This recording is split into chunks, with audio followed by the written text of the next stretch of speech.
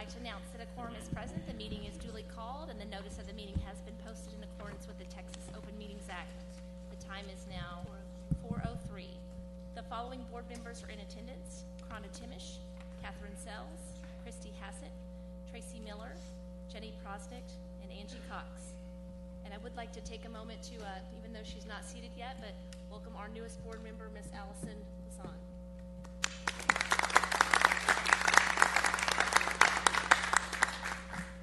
Okay, would someone like to lead us in prayer?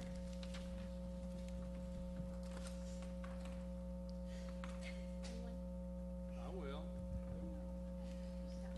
Dear Heavenly Father, thank you for the opportunity to gather together and to work together to serve children. Ultimately, that's our purpose, and there's not a greater opportunity that we've been given, and so we appreciate the time. Appreciate that these folks dedicate hours and weeks of their time to serve Lewisville ISD, our students, and our staff. We ask these things in your name. Amen. Amen. Please rise for the Pledge of Allegiance. I pledge allegiance to the flag of the United States of America and to the republic for which it stands, one nation, under God, indivisible, with liberty and justice for all. On the Texas flag, I pledge allegiance to thee, Texas, one state, under God, one indivisible.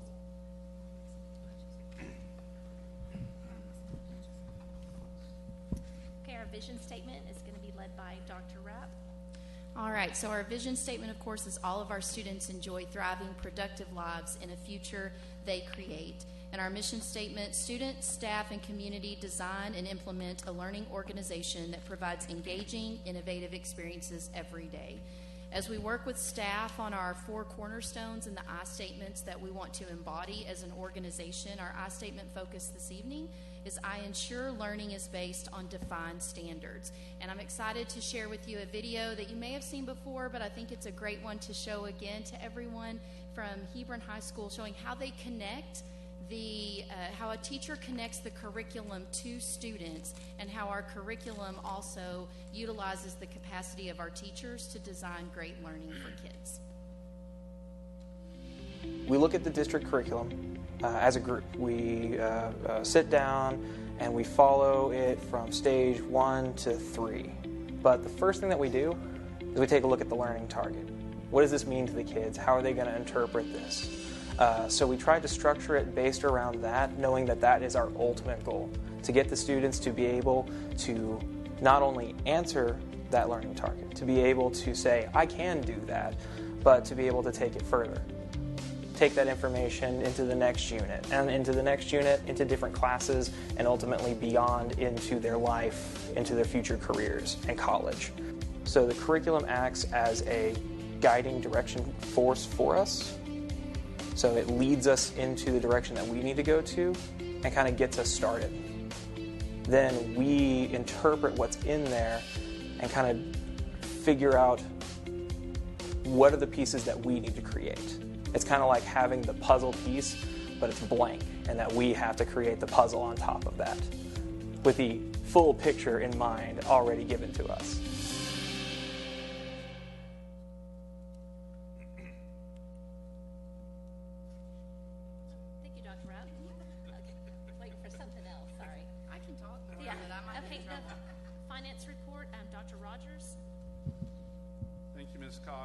First off, express appreciation to the board for making a 4 o'clock meeting.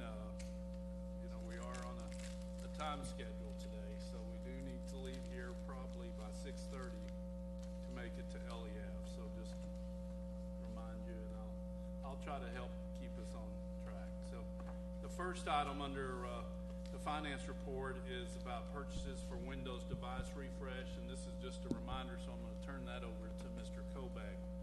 It's something that we have discussed previously. Thank you, Dr. Rogers, Madam President, members of the board.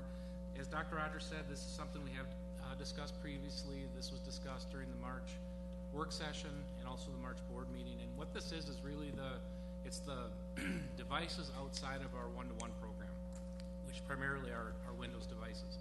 So if you have seen in the attachment and board book, there's over 4,000 Windows devices that are 5 years old or older that we're looking to replace.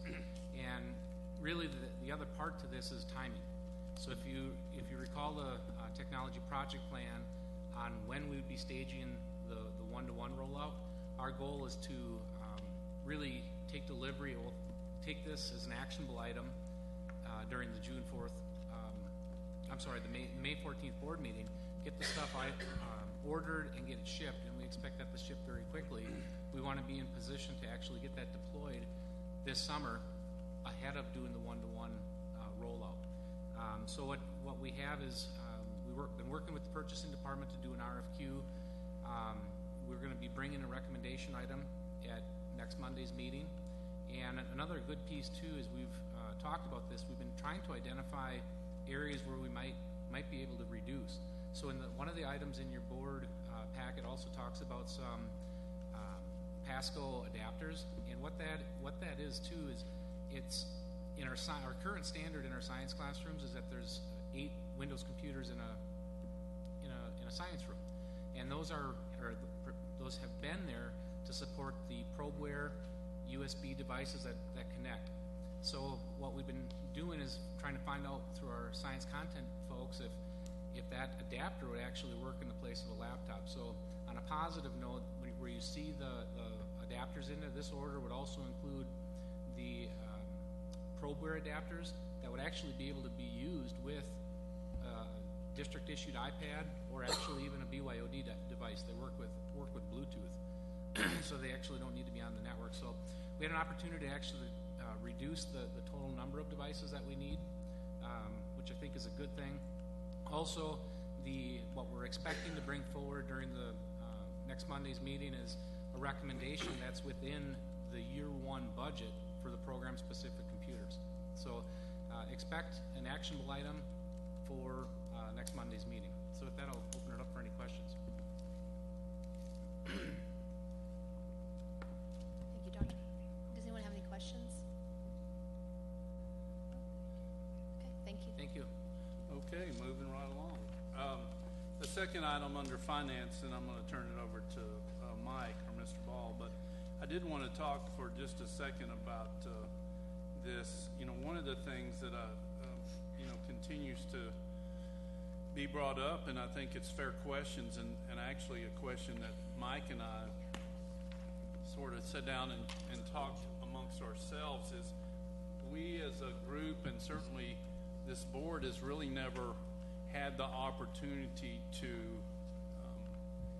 sit down and discuss various parameters, assumptions for future bonds. And so I do believe, Ms. Cox, sometime in the future, and certainly not probably possible before we need to do this bond, and certainly there's going to be some discussion on the table of what type of sale you want to do and so on tonight. But I do think sometime in the near future it would benefit the district and the board for us to have a board workshop just on going down the list of questions on various things for the board to consider regarding various bond issues.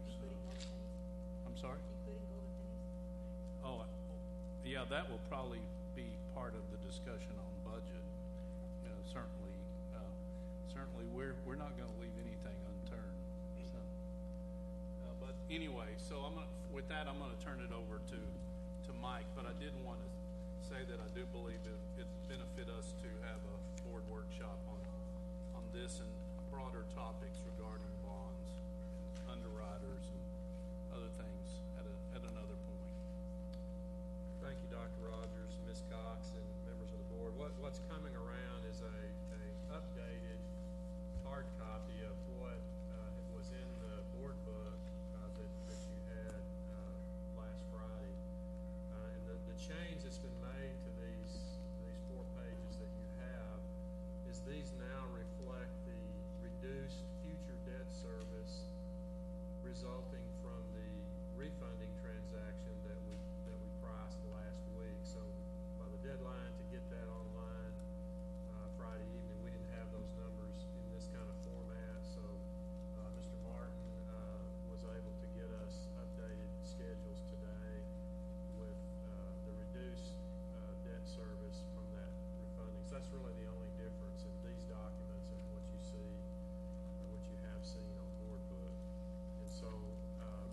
really what this first one is that has the blue shading on it is just a kind of a one-page recap of the three different scenarios. And you know, as we looked at providing options for the board's consideration, as Dr. Rogers said, we realize it's been a number of years since we've had those conversations with the board.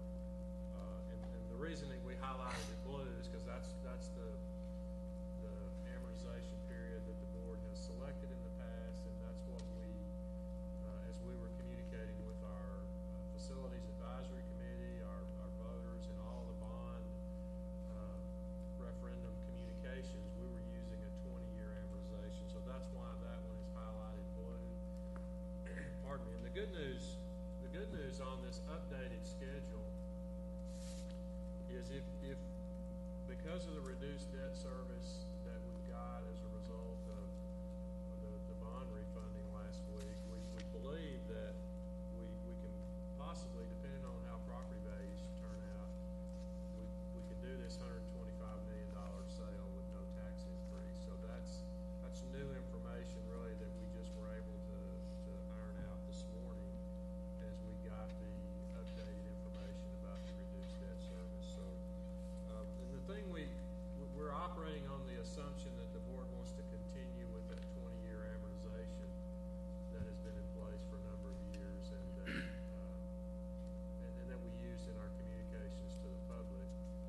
What we're looking for direction right now on is the type of sale, the choice between a competitive sale and a negotiated sale, and if the desire is to go with a negotiated sale, would the board be comfortable with the administration in consultation with our financial advisor choosing the underwriting team from that group of 6 firms that the board has already selected? So that's really what we're looking for guidance today on. Actually, next Monday night is when we'll be asking for a decision from the board on that. But we do need to have a $125 million sale this summer, so that we'll have the cash available to meet the project expenditures as they come due for the projects that the board has approved for the year 2 projects and the remainder of year 1 as well. So that's kind of what's before us, and certainly we've got there was a question this afternoon, shame on me, I failed to include in the original board book posting the issue cost. We'll get that in the we sent that out via email this afternoon to everybody. We'll get that into the board book for Monday's meeting as well, and that calculates out to about the $300,000 issue cost budget calculates out to about 2.4 basis points on the $125 million sale, 0.0024 if you want to look at it percentage wise. So we do believe this is necessary because we've got to have the cash to fund the projects that we've already committed to. Question was also asked about the parameters for the sale. We do believe we're in a rising interest rate market, and I had an interesting conversation with an underwriter from actually one of the firms. I won't name the firm just in the interest of respect for her, but she indicated to me last week I was meeting with them talking about the market and what's going on, and she made the statement, you know, I had to join Twitter because now I have to get up every morning and check the tweets to see what tweet storm overnight could have impacted the bond market, and that's a person that handles literally billions of transactions a week in terms of the municipal bond market in Texas. And so we do believe we're in a rising interest rate market, and I think we want to set the parameter at a level that would provide the financial advisors and ourselves as the pricing folks to have the latitude to go ahead and do the transaction, because if we are in a rising interest rate market, if we delay the transaction, coming back seeking board approval again, odds are the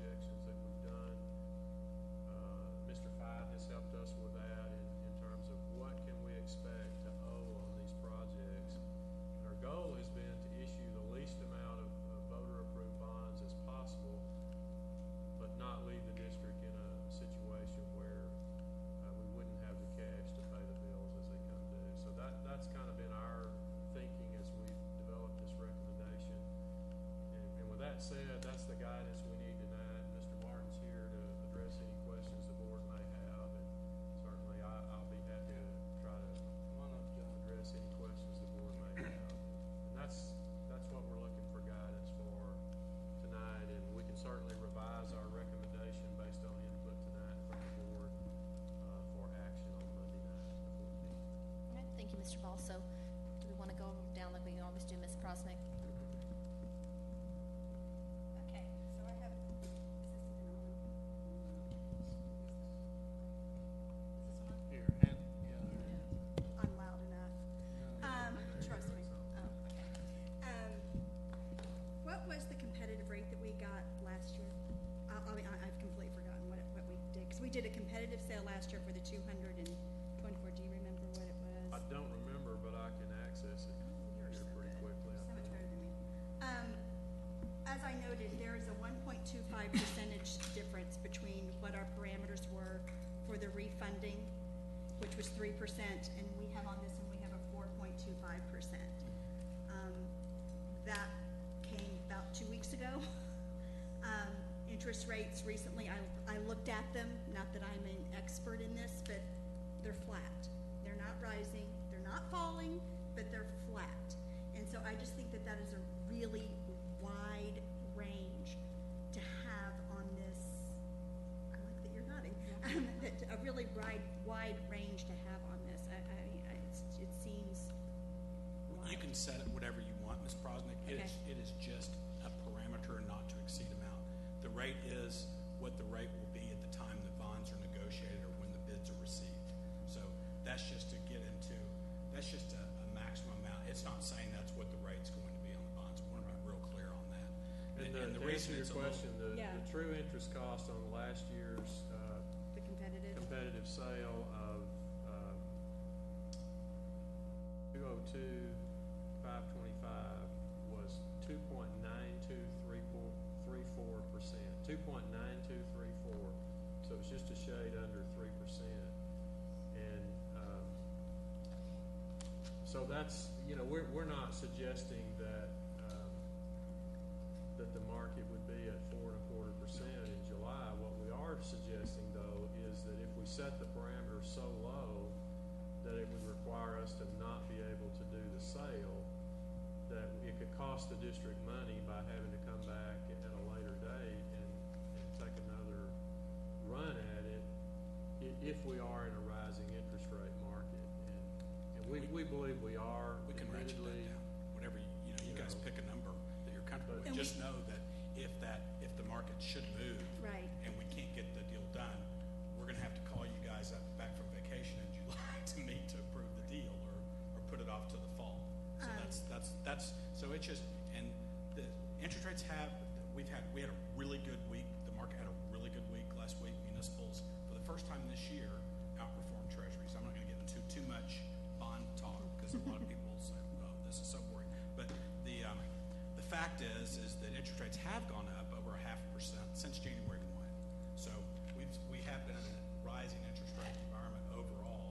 If you were to look at the bond buyers index or MMD or any of those different indexes that we typically use. But we had a great week last week, and that came back. It came back about 8 basis points in 1 week. So it's a very, very volatile market right now, and that's kind of why I suggested to Mike to let's set it up a little higher just in case.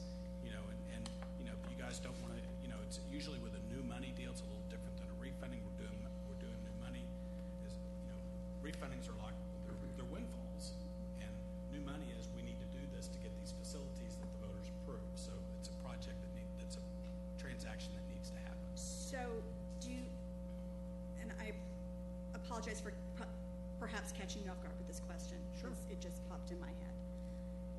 Can we look at is there a competitive sale that has been done recently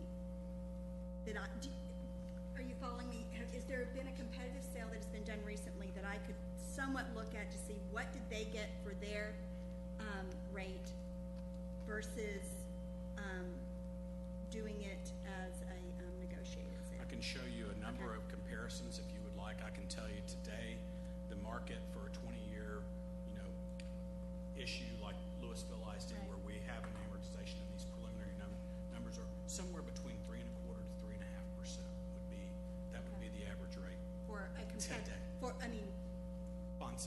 Get just a true interest competitive. cost, competitive negotiated, whatever you want to call it. That's kind of where the market is to now. And then I'm gonna jump a bit to the different, years. We could set in those what our callable dates are, because that's really what it's about, are the dates that we can do, we have the opportunity to do refundings. Yes, ma'am. Right, and if we do, a 15-year, if we stay with our 9-year, there's only one. I mean, there would be only one, if we stick with our 9 years of a callable, am I correct? Well, you can, in a negotiated sale, you can pick out based on where the market is at the Right. time. So, for example, right now, again, not to get too bogged down in what the market's doing, Okay. but like that 15-year range out there, that 13 to, even the 13 to 18-year range, there are a lot of par bonds being sold, so 3% to yield 3% type bonds. So that's not as valuable to us in terms of a call date as when institutionals want to buy 5% bonds, and those are the ones we want to be able to get to, those 5% bonds. So we might want to have a shorter call on those particular maturities.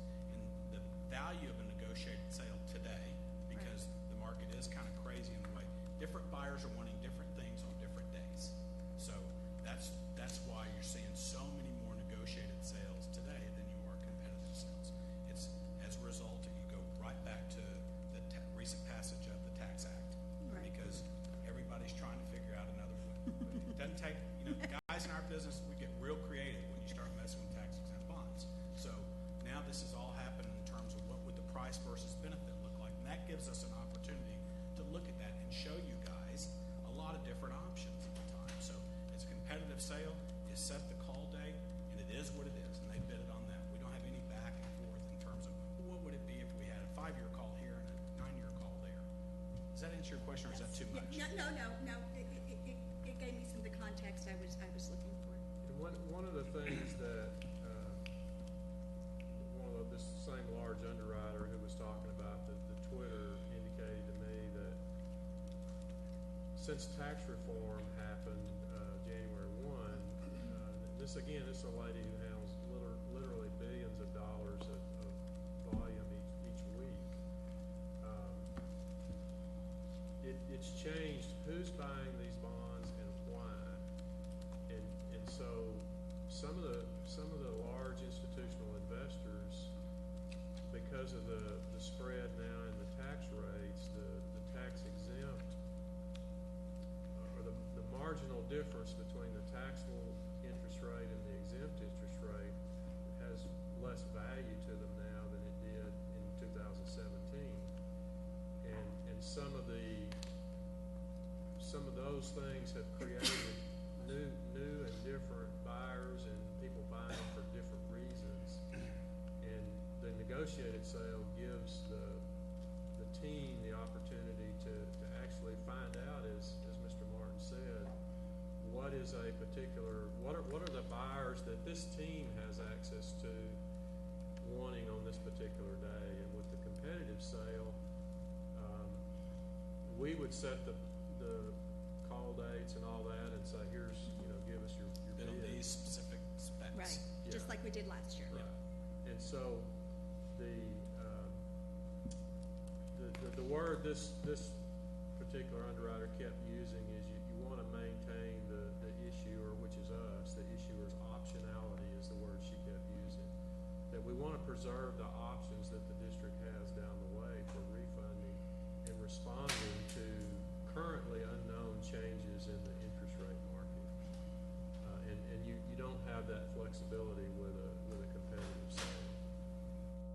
And just as a comment, I'm more comfortable with the board choosing who we use in the sale. For underwriter. Yeah, for our underwriters, I'm more comfortable with the board choosing. I'm also a little nervous with the higher interest rate.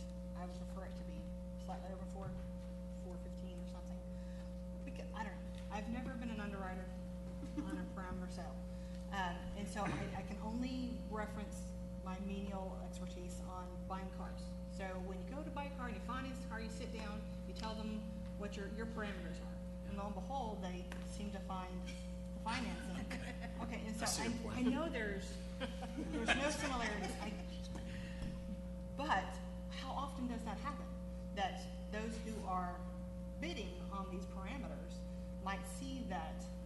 interest rate and budget up so that they benefit from the interest rate rather than. Yeah, to give you some comfort there. Okay. And I see where, That's my only that's some reference. good logic. Yeah, okay, but the underwriters aren't looking at your bond order to look at the parameters order. They're gonna be submitting, if they wanna stay in business and they wanna keep doing business with Lewisville ISD, they're gonna bid at market, and we'll be showing you comparables to, we always show comparables, and we'll ask the underwriter to also show comparables to other deals in the market.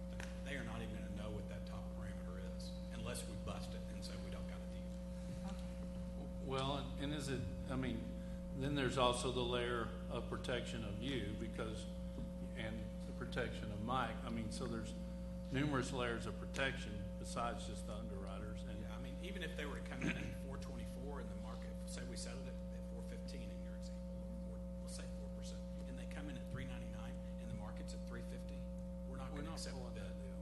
Right. we won't agree to it. So we know where it is. We see the other deals, and there's a lot of bonds that come through our shop that we're putting another hat on, we're underwriter on, rather than financial advisor. So we're seeing all those things. That's the benefit that we're bringing.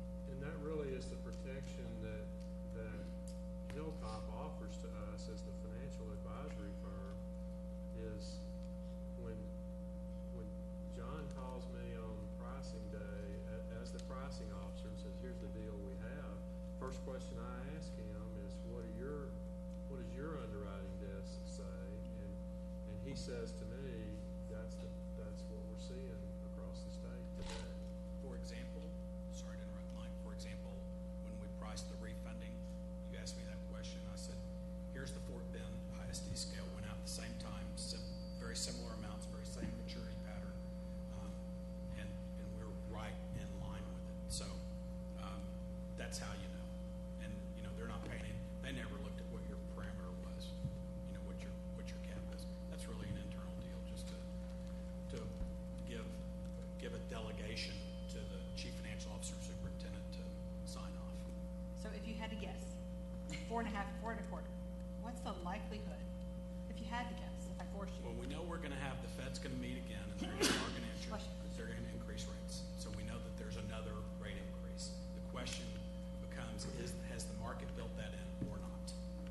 Okay.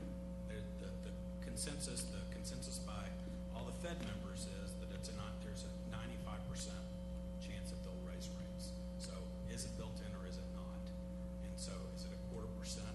So is that going to affect the long end, short end? Right now, it's just been pushing the short end, and as Ms. Brosnick said, the interest rates are flat through the yield curve, so it's going like this. And so if I had to guess, I would say that you're a safe bet, 4% or less. That give you more comfort. Not until it's done. I'll feel much better when papers are signed. No, I don't really have any other questions, but I do understand what we paid last year and just allowing us some just room to make sure we don't miss this. So. Ms. Hills? Yeah, I know that the changes in the market, they will affect that negotiated or that competitive. And so are we seeing that tip? We keep talking about just a negotiated and the flexibility of that.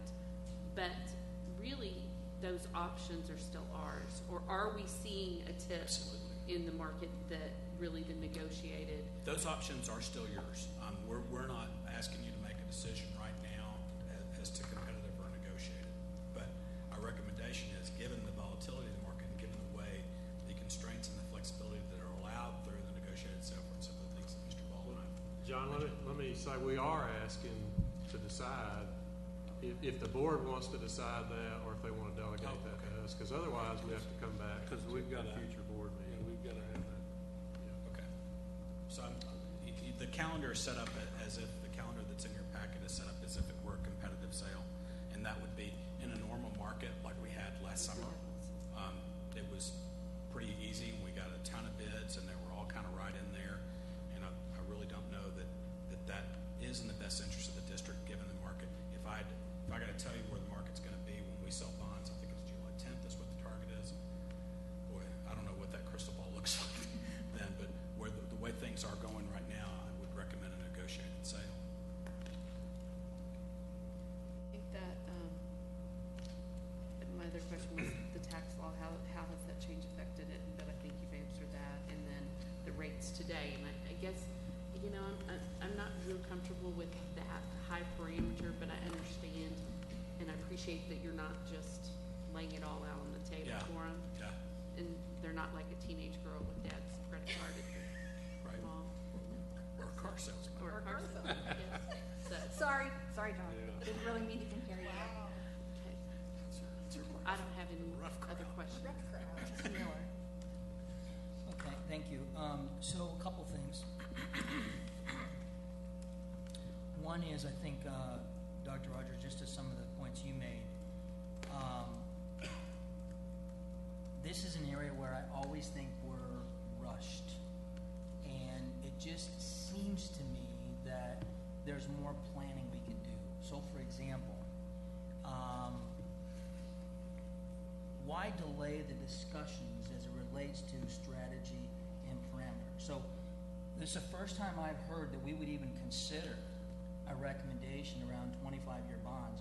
When we told our voters 20 years, and to even be having ideating around 25 years seems to me to be a bit of a problem. But if there are some options here, just in general, I think that, and I know what one of the things that I'm going to hear is we have so many things going on. We've got to get these bonds sold. We've got to get the money. We've got to get the projects going. And you know, I'm going into my fourth year, maybe fifth year now, and this is a pretty common theme. We've got a lot going on. I just think that there's no more important time than to take a step back. And I'll give you an example.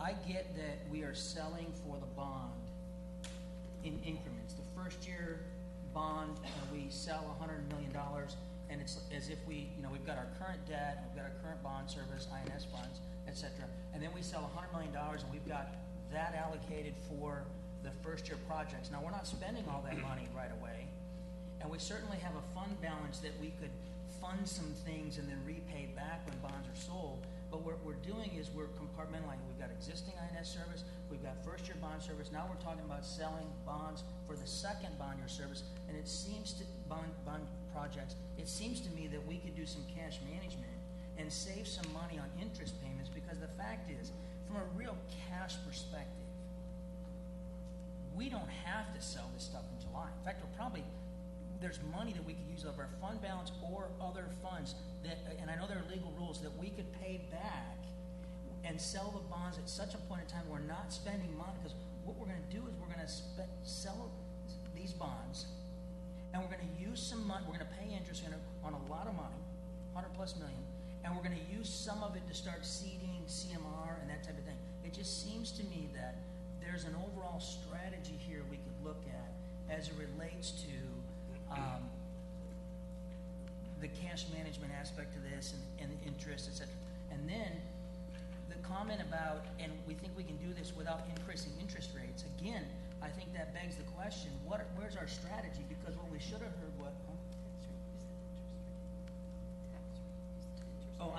tax rate.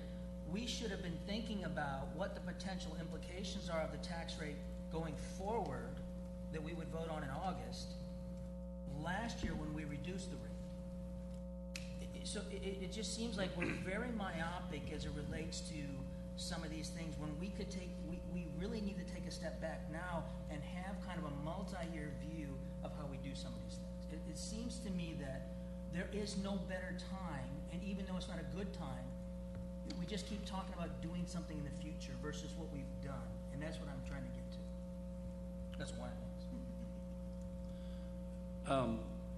And you're absolutely right, Mr. Miller, regarding the last year. I mean, but there was discussion at the dais of what to do with the tax rate, whether or not to decrease it, whether or not to keep it the same.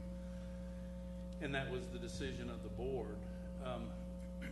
My point about the future board workshop on bonds is not that the assumptions that we're using are bad assumptions. It's just a discussion that I think the board certainly,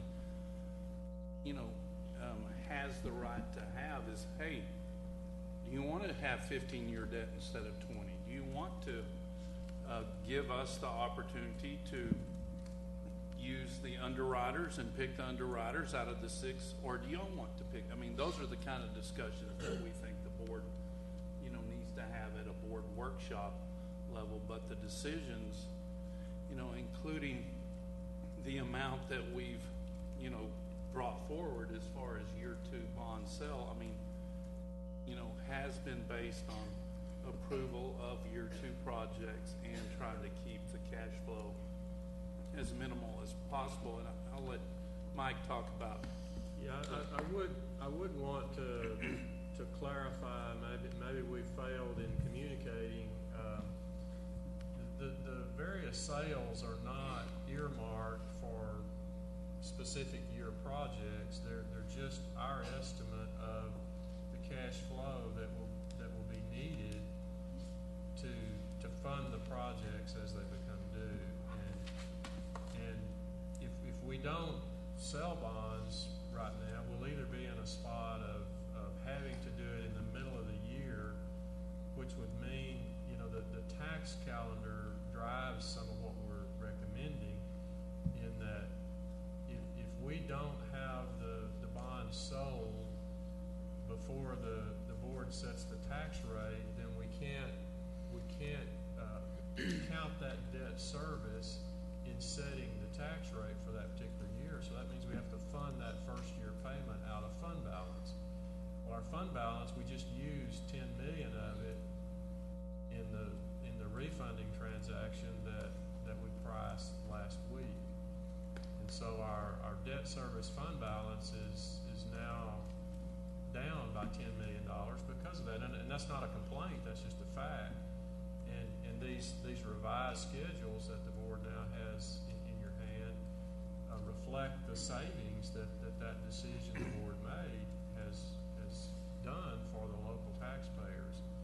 And so we have done a lot of planning in terms of, and we've certainly, if we've intended to, or if we've communicated that we're thinking about recommending 25 years, that is not the case. The request was made that we present some options to the district or to the board, and so we're trying to just show here that it's about a $14.5 million swing for that 5-year change, whether it goes to 25 or whether it goes to 15. But if you go to 15, what's got to be kept in the forefront all the time is that there's about $337 million left to issue in bonds from the 17 authorization, and so we need to be thinking, and we have been thinking down the road about, we've got to make sure that there's capacity to finish out the projects. And so if we load up too much on paying the current stuff back quickly, then we could find ourselves in a spot where we might not have the capacity as we get into year 3 and 4 and 5. And so we've done a lot of calculating on that in trying to keep as much stability in the tax rate as possible. And so that's why we have the blue columns shaded blue, because that's what past boards have recommended and done, and we see no reason to change that at this point. And as Mr. Miller said, that is what we've told the voters through this whole campaign.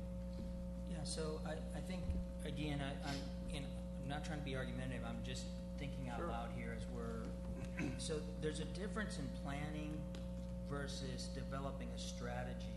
And so I can plan for my expenses, right? And I can then find income for my expenses. There's another thing that's a strategy around how do I change my expenses and then change my need for revenue. So, for example, I get that you guys are coming to us for recommendations. I guess I didn't really understand that the money that we sold, the bonds we sold this summer, was not earmarked. I really think we all thought that's earmarked money. Like, if it's sitting out there in a fund and it's earmarked. But technically speaking, legally speaking, it's not. So we could use that to fund some of the start of the year 2 projects. At the end of the day, we're not going to have completely depleted that $100 million even into early next year because those projects won't be complete. Well, the funds are not earmarked for year one projects. The funds are earmarked for 2017 bond projects, whether they're year one or year two. And we will be out of cash by about August of next year if we own all the projects on year one and two, absent a bond sale. And that's how we came up with the $125 million that we're recommending right now, is just by doing a cash flow projection. Because as I said earlier, our objective was to recommend to the board the smallest amount of bond sale that we could do and have enough cash to fund the projects before next August, because our tax calendar really has a huge impact on when we can sell bonds without having to take some out of our fund balance to meet the debt service for the first year.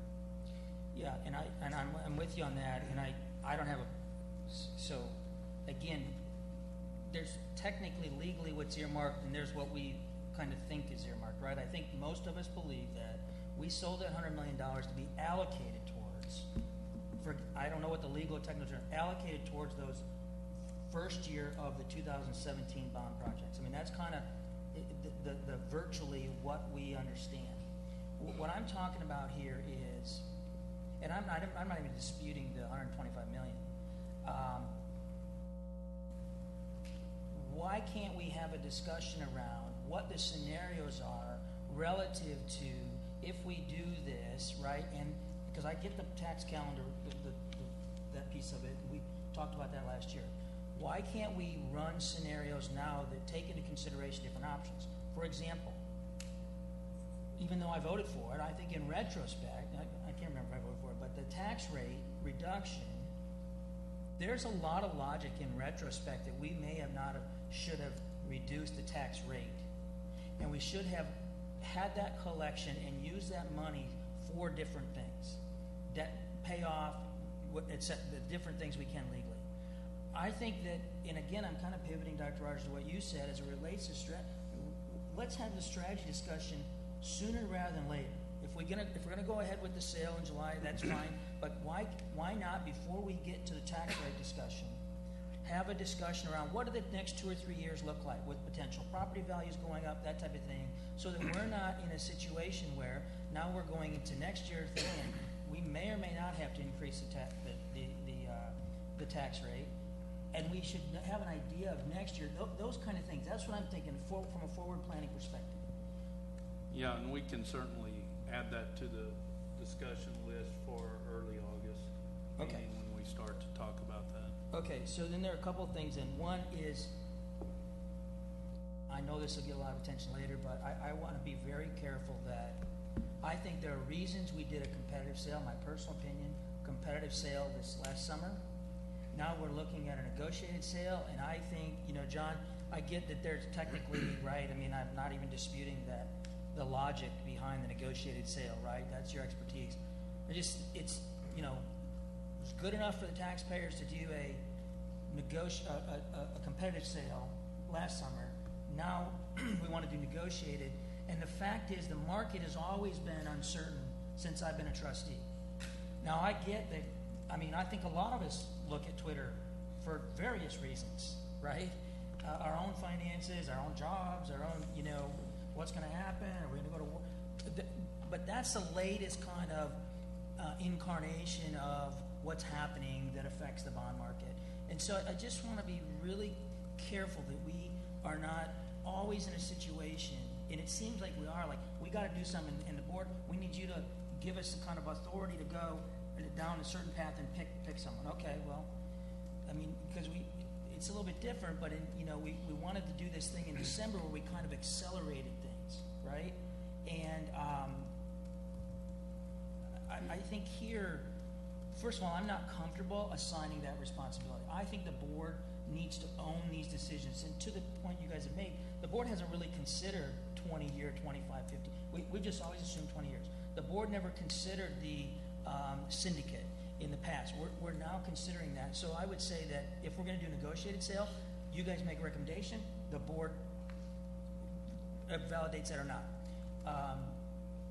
But I think that, again, I'm not yet certain as to why a competitive sale isn't as viable, right? If you look at what's the potential differences between a negotiated sale versus competitive? Is it going to be 2 basis points, 1 basis points, whatever that means? Is it that extreme to where it means that we should do something different than what we did last year?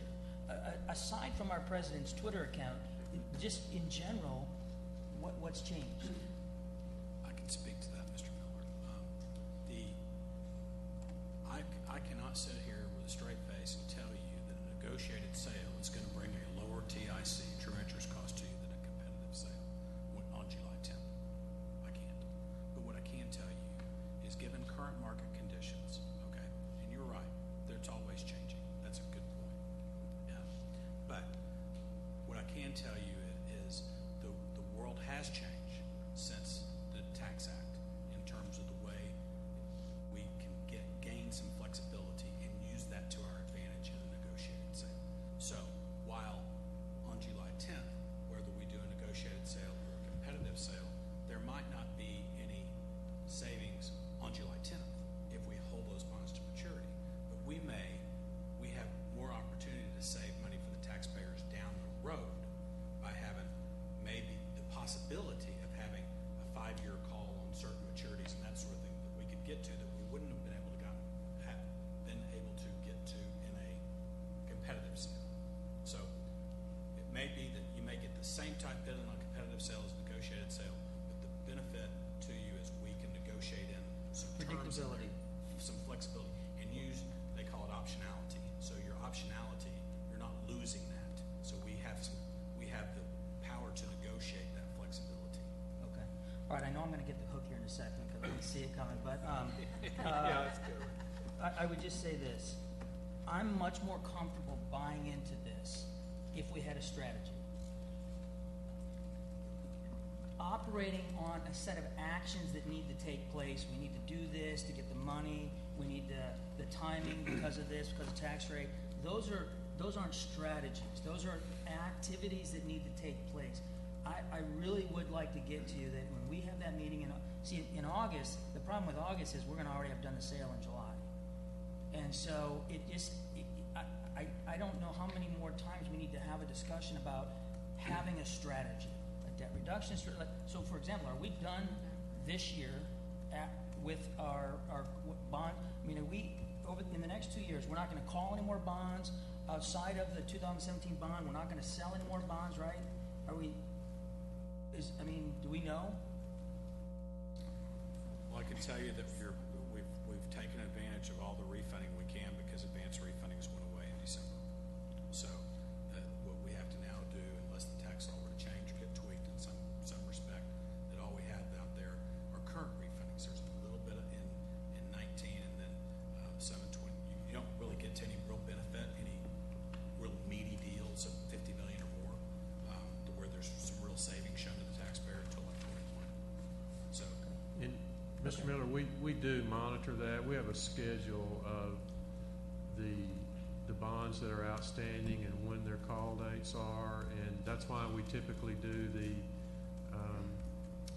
the current refundings in May, because the tax law continues to say that we can do a refunding within the 90-day window of the call date, and most of our outstanding bonds have been issued in August, and so May is in that 90-day window. And so every year in the spring, we will have the opportunity to look at the bonds that are eligible for call in that particular year.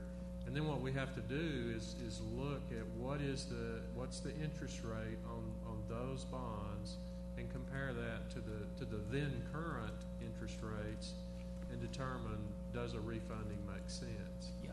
And so we're not done with refundings. We are done with advance refundings, but some of that or all of that will depend on what happens to the interest rate market. Yeah, I get the technical piece of it. So I guess, again, it'd be nice if we could say, hey, you know what, we looked at these options. We're looking at in 2020, we may have a call on these bonds if the market, such and such, that's kind of a strategy, right? And then we're always responding to adjustments in that strategic document as it relates to our tactical actions. Well, we're gonna always do a refunding if we can, and it's gonna get us a better interest rate. I mean. Right, but we're looking at at least 2 transactions this year with the market, maybe 3. And, right, I mean, are we doing one refunding? We've done one refunding. We did an advance done. refunding in December, and the one where we're actually in the middle of it, we priced it on Tuesday of last week, I believe, and it will close the last day of this month, or near the last day of this month. And we are, you mentioned a debt reduction strategy. I mean, we heard the board loud and clear and about debt reduction strategy, and so we've recommended and the board approved contributing $10 million out of the debt service fund balance so that we're calling in about $19 million in bonds and paying them off, but we're only refinancing about $9 million of that through the refunding transaction. And that future debt reduction, and we didn't extend the life of any of those, and so the future debt reduction in that was about $13 million. And so we put all that down on a piece of paper and said this is our debt reduction strategy? No, but we have heard the directives from the board to be cognizant of how can we reduce our debt and then how can we keep our tax rate as low as possible. Thank you, Mr. Miller. If there's no further questions, Mr. Miller actually answered my question regarding the competitive and negotiated sale. But Mr. Ball, just to clarify, so what you're asking the board is a competitive or negotiated sale, the years? Negotiated. Yeah. You're suggesting negotiated, or parameters? Well, we need a decision. If the board prefers to do a competitive sale, we can certainly do that. If the board would like to do the negotiated sale, we can do that. If the decision is a negotiated sale, we have to pick an underwriting team. So how would the board like to do that? So those are kind of 3 points that we need some guidance on. And if we had some direction tonight, we can adjust the recommendation for next Monday so that it'll be consistent with the board's wishes. So can we just go down and kind of give some direction to the staff, Ms. Prosnick? I'm happy with the negotiated sale. I don't have the underwriting teams in front of me to give you the list. Yeah. But you would like to pick. I'm happy with the negotiated sale, like as you referred, being able to do some of those at the 5-year callable, et cetera. I think that gives us a lot more. I'm going to use my new SAT word, optionality. You like it? I'm good with parameters. And I don't need to have input and send it in. I'm saying a negotiated sale, fine with the 4.25%, and I do not need to have input in them. The sales? I'm okay with the negotiated sale, but I do recall us having a conversation where the underwriters that we used for the refundings would not be on the list for the new. That was kind of our game plan, was that we would ask them to sit back on the bench for the larger deal. And I'm okay if that transpires. So some of the larger plan- firms Right. were not used, and that was by design. So Right. we'd use the smaller firms for the smaller deal and the larger firms for And the I'm larger deal. okay moving forward if that is the parameters then. Mr. Miller? I'm okay with knowing that we're going to have a strategy discussion. I'm okay with a negotiated sale. I would like, though, and I assume this will be in two motions on Monday, negotiated sale, and the second piece of it, I would like for you all to recommend to the board who would do the negotiated sale, and then we make the decision on that recommendation. If it's okay, since we're having a hard time remembering, because I was too. So we used on the refunding, so we know throw all the names out there for Right. everybody to kind of chew on here. So we used RBC Capital Markets as the senior manager and Piper Jaffray recall, one of the originals was going to be BOK, and we withdrew that name. So is that name back in the mix? No, not for this transaction. So not for this transaction either, so, okay. So the three remaining after that are, Raymond James. are Citibank, Citigroup, Raymond James, and JP Morgan Chase. And are you looking to make, if we were to say you guys go ahead and make a decision, are you going to make a decision based on those three or against the five? It'll be those three since we used the other two and BOK was removed for other reasons. Okay, so you're not saying, hey, we're going to go back and clean slate, start with the five. We already did this with two. We're going to look at these three. Right. Okay, then I'm okay assigning that back to you guys. All right. All right, and I'm okay with the negotiated sale as well, so. All right. Okay, I think, Mr. Ball, you have the answer that you're. Moving right along. Thanks, John. Thank you. Thanks, John. GMPs, come on up, Jason, Randy. We gotta move.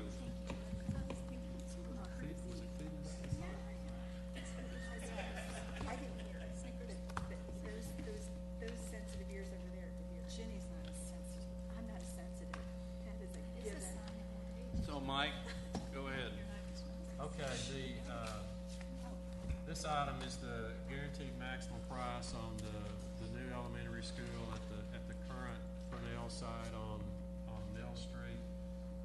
Mr. Fide and Mr. Hughes and their team have worked with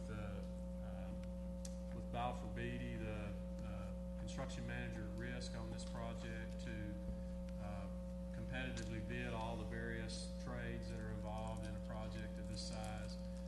Question was raised this afternoon, does this guaranteed maximum price include the abatement and demolition at Purnell? And the answer is yes, it does. And so this item we would expect to come to the board Monday night as an action item for a guaranteed maximum price of $31,495,335. And certainly these two gentlemen are the experts. They'd be happy to answer any questions the board may have. Thank you, Mr. Ball. Ms. Prosnick? No, I just am, whoa, see, this is what happens. I was just really impressed. That's $9 million less than what we told the FCP. Good job. That's all I have to say. And that includes the storm shelter? Yes, ma'am. Yes, Was it does. $9 million Yeah, less? yeah. And the demolitions. Yeah. Right. Yippee, yippee. I will clarify, what's not included in the GMP on all of these is soft costs, so architect fees and furniture, things like that, but yes. It's not gonna be $9 million. You know, we're All right. we are within the project, we are within the project budget. Don't do that. No, we are within the project budget, right. Yeah. Ms. Hassett? I wanted to make sure the storm shelter was included in the price too, because it was a sale. Because it was a sale. Ms. Timish? I'm gonna put him in a 10. Health? Mr. Miller? Just two quick things. So one is, as it relates to the soft cost, Randy, so we had a budget around 40 million, is that That's what we told the FC, that's the the FCP. FAC? That's what we planned Yes, sir. for. 37 million. That budget included things like architectural fees Yes, and sir. that type of thing. Absolutely. So, as it relates to that, I know it's still a substantial savings, so I'm not trying to take that away. I just want to understand. Against that 37 million with architectural fees, but what's approximately that? The delta between the two? Yeah. We're approximately, I'd say 800,000 under budget. Against 37 million? Yes, sir. Now, there are, we have furniture fees and commissioning, things like that in there as well, so. But we're good still, so we're not saving $7 million, we're saving about just under $1 million. Correct. Okay, Right, great. right. And just help me understand this statement. If alternative one in the amount of 375 is accepted by the district, Absolutely. what does that mean? We do not feel like we need that alternate, so we asked them to price up two different roofing systems. Both of them are LISD standards.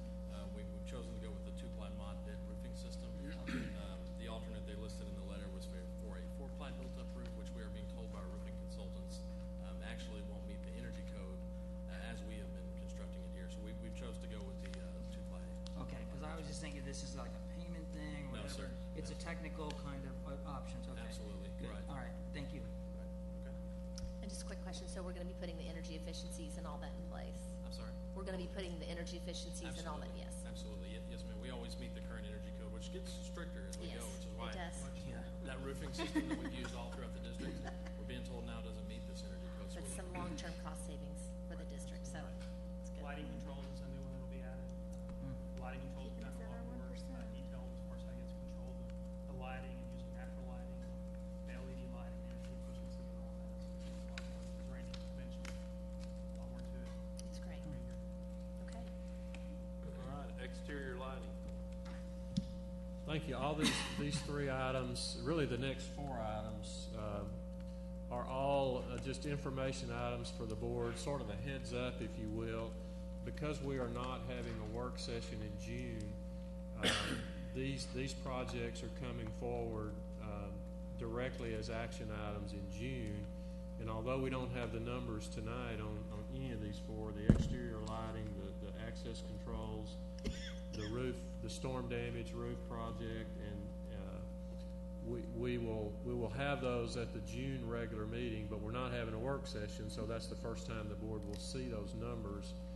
And so we're bringing them tonight as just to inform the board about what the project is and to ask for some grace with the fact that will be the first time you've seen the numbers. But because we're not having a work session in June, these three items, that's kind of the schedule we're left with. Okay.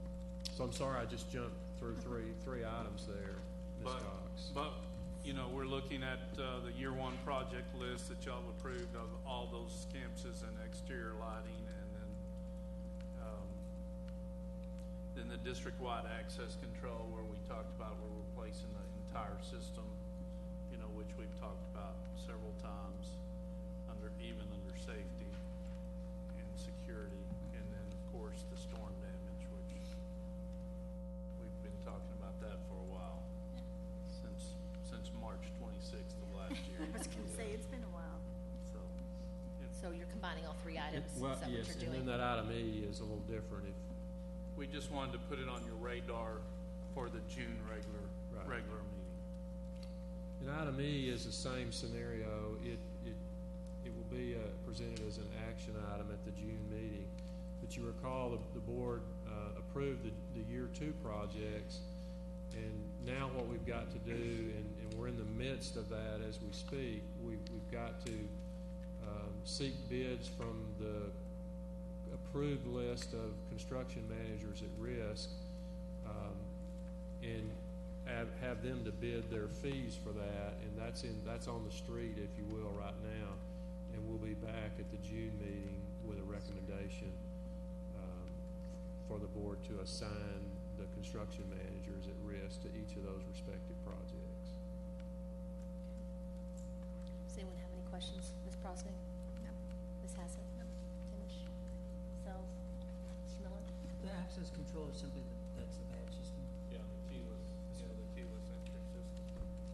Okay, great job. Thank you. All right. Now to the star of the show.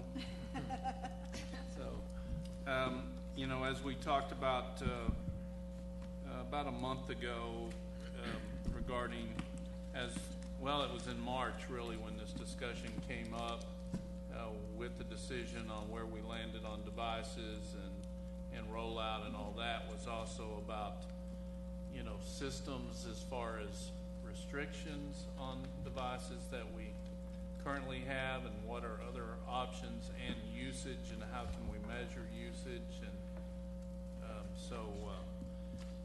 I appreciate Mr. Kobeck and his group, Digital Learning Group, and others working on this, and so it's all yours. All right, thank you. I'm going to invite Chris Langford, Michelle Jacobson, and Dana Sons. Each of them oversee teams that are directly connected to different either systems or processes tied to the information we're going to be sharing. Bless you.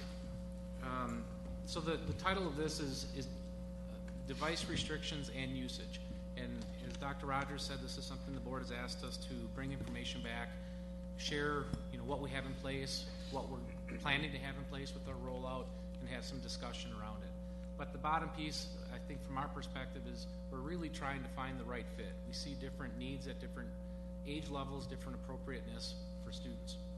So what I want to cover is really I want to talk a little bit about the history, the 1-to-X program, and then break this down a little bit into web filtering, talk about what it is, what systems do we have in place for it, what are our future considerations as it relates specifically to web filtering, and then also app filtering, what are we currently doing, what are our considerations for change, and then usage analytics, and not only what are we doing, but probably more importantly, what are we going to be able to do once we put the systems in place. So on the 1-to-X history, and I highlighted that, I highlighted the word app because I want to make sure it's different than the web and filtering. When the 1-to-X program was rolled out, it was all about getting access to devices for kids. So as far as restricting apps or the App Store, that wasn't a big focus. And we I guess started off very open in the area of apps, and we've continued to narrow that focus. And in 2015, and that was I started in the district in the fall of 2015. We were just rolling out the elementary App Store. So the elementary App Store is implemented at this point in grades 4 through 5, and that's actually made available with our mobile device management system, our MDM. So what that does is basically use your MDM to set restrictions on the device where you can't access the actual Apple Store, and then we present our own App Store where apps can be installed and also installed without an Apple ID. So we're doing that currently in grades 4 through 5. Internet filtering, I do want to point out, we even though we were with the rollout of the 1-to-X program open as far as the ability to install apps, we've always been SIPA compliant. SIPA is a federal requirement for districts that receive E-rate funding for Children's Internet Protection Act, and really that has continued to grow. And after the March 5th work session, I sent some information to the board. I included a block list, and we continue to keep adding addresses, domains, perhaps even categories where we're blocking web content because of it being inappropriate. So we continue to do that. Our app list continues, or our URL block list continues to grow. Also, regarding decryption, I know I've shared this information with the board, and I want to also compliment the board for taking action on some of the things that we had included in the bond. And we're trending somewhere between 70 to 80% of web traffic today it's encrypted. So when you see the little HTTPS in your URL header, that it's encrypted. So if you're going to apply specific block lists and have visibility, you have to actually decrypt that. So we're able to decrypt that. We can force like safe image search with our search engines, and we're doing all of that. Digital citizenship curriculum, that's something that I think has evolved as well since the original 1-to-X program. There's a specific curriculum in grades 4 and 5 and again in 7. And with that too, there's really, even at the 4th grade level, there's expectations in the 4th grade as students are receiving their iPad, really almost to the point of a digital driver's license, so to speak, that there's a real focus on digital citizenship as we're onboarding students into our 1-to-1 program. We do provide instructions on our website for parental controls using the iOS features, and we also include information about that specifically in the 1-to-X student parent handbook. We have offered digital safety training for parents. The last one we did was in February of 2017. They've been lightly attended. And when I say we, I'm talking about a district-offered event. I know there's campuses that are offering individual ones as well. I've participated in a couple Chris has as well, and I think those might be better attended than what we're maybe doing at the district level. And then as far as 4th grade parent orientation, I just want to point out that really is the primary onboarding experience for parents.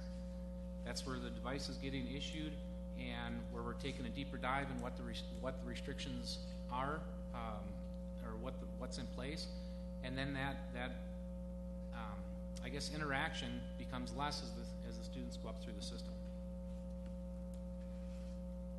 So I also wanted to touch on the trusted learning environment, and that's a seal of distinguished. It's a distinguished seal from COSIN, which is the Consortium of School Networking. The district applied for that seal in 2016, and obviously there's 25 areas of practice in there, but I just wanted to touch on kind of the categories and where you see different elements where we were scored as doing very well. And specifically in the areas of leadership practice, we do training for our administrators. We have for the last several years about data privacy and app installations. We've been doing that through Thrive. We've implemented, as you see, under business practice, a data privacy agreement. When we know we're going to use a solution that is in the cloud, we are working through those contracts. Purchasing has done a great job of making sure that that's part of our process. I know Mr. Martin has done training as well during Thrive, specifically on what's the purpose of that and why is it important. Mr. Cronover's done the same thing as well. So we're really trying to look at this vetting process when we look at apps and where is data, where is information, are the apps safe themselves, is there educational purpose, and we're doing that. Security systems that we have in place, we've taken action to put in new security systems with the Cisco security update. All of these are elements that help us be able to fill out this application. Data encryption, we encrypt all the storage in our data center. We also, in our data privacy agreement, if we're working with a vendor, we make sure that that data is also encrypted when it goes when it's en route, in traffic. We have our information services group has done a great job with records retention. We provision accounts based upon who needs access, and we decommission accounts as soon as people are leaving the district. And professional learning, I've talked about the digital citizenship curriculum, but we also have compliance training for staff. And in fact, we're actually beefing that up. This team's been working on it. We're going to be rolling out new content, new material for the upcoming onboarding process for staff next fall. Also, not only do we have a vetting process specifically for apps, but we have information available for teachers where we have parental consent forms. I know I have kids in the district, and I'm looking at it. What app are they? What are they signing? So our teachers are being asked to follow that up and inform parents. So what I'm trying to point out here is we do have a lot of different elements in place, and it's much larger than just setting an app store. There's a lot of different layers to this, and we have a lot of different elements in place. So in regards to web filtering, what is it? Web filtering is basically a technology that you set a policy on, and it'll decide if something should be allowed or blocked. And our web filter currently is Content Keeper, and it really a web filter allows districts to meet the technology mechanism requirement of the SIPA law, which, as I said before, is a requirement of school districts that apply for federal E-rate funds. And when you have that in place, you can typically block by an individual URL, or by a specific domain, or even by a specific category. So in the block list I sent you, there were tabs on the bottom. When you look at Content Keeper, you'll see categories like gambling, or it might be nudity. The things within SIPA where you have obscene or content that you should be blocking. The expectation is a system like that can do that. But we also use other systems as well. In our Cisco security upgrade, Umbrella is another layer that helps block content by category. We also use Exinda. That's something we use where we will block specific services like peer-to-peer or Snapchat. Things that we're currently doing, but those systems allow us to do it. And then obviously we have our firewall, which we can do port blocking. So anyway, that's what we're doing with our web filter. And I want to point this out because it's kind of feeds into some of the limitations that we have right now. So this particular diagram, if you look here, we have elementary and middle school are really in the same filtering group. They're in the same bucket. And that experience is the same when you're in district or off district network. And when the traffic flows, it leaves that iPad and it goes to our proxy server, and a policy is applied, and it decides should it be allowed or blocked. and then it goes out to the web. And the high school stands on their own proxy. What happens, though, in this current configuration is when the address comes here, it leaves there as one address. So even though you have thousands of devices coming into it on the reporting side, it shows it as one address. So I've said before, without having identity built in, you can never match up the student, the device, the user, the group. So that's a limitation. I'm going to talk to you about how we're planning to overcome that. And then the other element to this is we do have block requests that come in. They come in from parents. They come in from, believe it or not, students, staff. We actually have some really good students working in our repair center that help us stay knowledgeable about what they're seeing in the field, so to speak, which is great. But sometimes I can say it's a very easy decision. And when those requests come in, they flow to Michelle and I, and we look at it, and if it's egregious, that's an easy decision. But sometimes you get into a spot where you really have to do some vetting. And Michelle's team does a really good job of bringing in the other content leaders, and they look at it from a curriculum perspective. Is this something that we want to support? Michelle's team also looks at the terms of service. Is there any personal data in there, or advertising, targeting? You know, we look at all of that, and we decide, should we open or block it? And like I said, the egregious issues are very easy. Sometimes we get into a situation where we want to allow an exception, or we want to allow traffic maybe through the app, but block it on the website, and vice versa. So we got to massage that and look at what are the features between all of them. And an example would be BrainPop. BrainPop is a site that our campuses use, and there was some human development, I guess, content where on the app there was no way to restrict it at a different grade level, but if you logged into the browser, you could actually restrict it by level. So what we did is we blocked the app and opened the browser. So it's something that we have to work through each request, and it takes time to do that. App restrictions, and there's different levels to this. So right now what we are using Apple's age restrictions. Those are managed through the mobile device management system.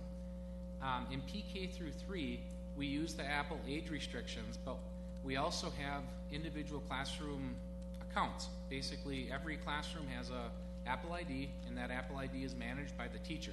So the teacher handles, with those class sets of iPads, what apps are going to be on there. It's the teacher's responsibility to look at the terms of service and look at getting the parental consent, all of those pieces.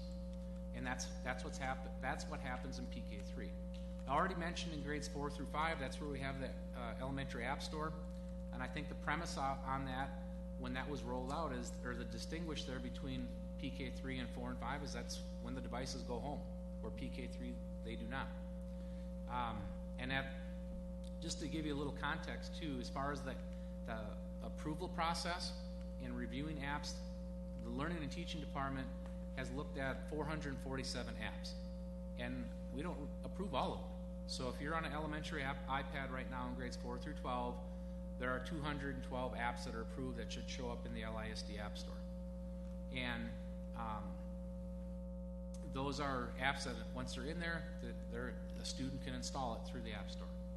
At the high school, what we're currently doing is we're using only Apple age restrictions on the MDM, but I should say, let me clarify, at the middle school and high school, it's not just the high school. At the secondary level, the Apple App Store is open, and one thing I want to point out is we've had an unapproved app list out on our website that we continue to keep up. And we have noticed in there that this is something that we had not had an ability to not allow it to be installed. That has changed in a recent iOS update, and it's actually not blocking. Apple calls it hiding. So what we've been able to do, and we've tested this successfully, is Apple, if you have an app that's in your that you want blocked, you can actually hide it from a student's device. But there's a limitation with that, in that if a student goes to the App Store and let's say they actually bought an app, but it's on our hide list, they're still going to be able to buy it, but they're never going to be able to launch it. Now that is probably few and far between, but that we did a test of that at McCamey, and it's actually worked very well. So, you know, we actually see that as a piece to our strategy, which I'll talk about in a minute. Ultimately, too, I wanted to put this in here, parental controls. And as I said earlier, we do provide links to that information on our website, but ultimately, this is probably the highest level of control. So from a parent perspective, we don't restrict this. In fact, we encourage it. I know Michelle's talked to parents. I talk to parents where they call in and maybe are having questions about what a student might have access to. There's different levels of control, but specifically if a parent wants to actually set up restrictions, they would have a unique password on the device, and when they're in the restrictions page, they would actually toggle this over, and a student would not be able to install an app unless a parent actually punched in the restriction code. So you can actually control it. They could actually take away the app store themselves. In fact, I do that myself personally with my kids, and it's a way to really be engaged, to say, well, what are you trying to install, and why do you need it? And I'll research the app. I'll go to Common Sense Media and read up on something, and it's a way to, I feel, have the highest engagement as a parent if you're looking at it from this perspective. There is another element to this within the parental controls where you can actually restrict websites as well, not just the App Store. So if somebody wanted to, with the restrictions in place, once you're in here, you can actually check this box where it'll say specific website only, and at that point, what you do is you actually start allowing only the websites that you want. Now there's a pro and con to this as well, and I think we probably need to do a better job where parents are using parental controls to give teachers that heads up to say, hey, I gotta let the parent know I want to use this website, to put it in there out ahead of time. And then also this is a little bit deceiving in the parental controls where it says limit adult content. If you check that box, what it allow you to do is actually block content that you want to block. So you can allow everything else and block what you want. So it's a little bit deceiving, but both are very good parental controls that parents currently have the ability to do. So when you think about it, why do we block? And I'm not going to read through all of these, but certainly on the front end of this, and this actually looks very similar to our board policy on literature review. It's really not that different if it's an app or a website or literature. Essentially, if it's obscene, vulgar, if it's tasteless, if there's illegal components to it, those are very, very easy issues. We do also look at terms of service as well as privacy, but that's really the filter we use as we're looking at making a decision for if something should be allowed or something should be blocked. So this is our current workflow, so to speak, in grades 4 through 5. Okay, and this is what Michelle's team basically does when those requests come in. So those 447 apps, this is the process where it comes in. I'm not going to go through the detail on it, but I want to point out that we do have a process, and the process is pretty involved, and we basically follow it through a decision tree of, is there personal identifiable information? Is there a contract in place? Does it require parental consent? Yes or no? And this really aligns to the yellow, red, green that we've talked about in the past, about if it's green, an app's approved, content says, yep, it would be a good fit for content, it didn't require parental consent, and it gets pushed out. What I want to point out is the range on that can take, on a single app request, it can take 5 to 10 hours, depending on if there's a lot of going back and forth with a vendor, talking about terms of service. If Michelle's team reaches out and says, I see a term of service, but I don't see your privacy agreement. There are thousands and thousands of websites and thousands of apps that are coming on board all the time. So we're trying to vet that. And then also, terms of service change, and that's an ongoing issue. So I think from Michelle's team's perspective, they look at the date on the terms of service, and if it hasn't changed, it's good. If it changed, they look at it again. So this isn't like a one-time, once and done deal. So even apps that have been in the App Store, we've actually pulled them back because the terms of service have changed. So it's an ongoing piece, and at this point, that's the process we're using in grades 4 through 5.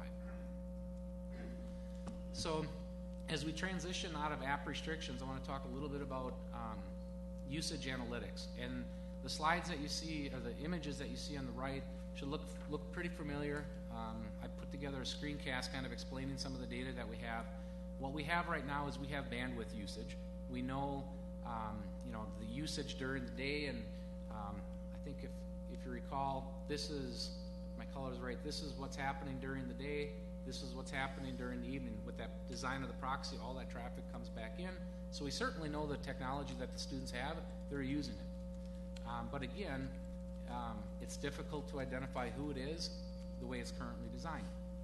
We also have our number of wireless devices associated every day, and we average right around 45,000 devices on our network a day.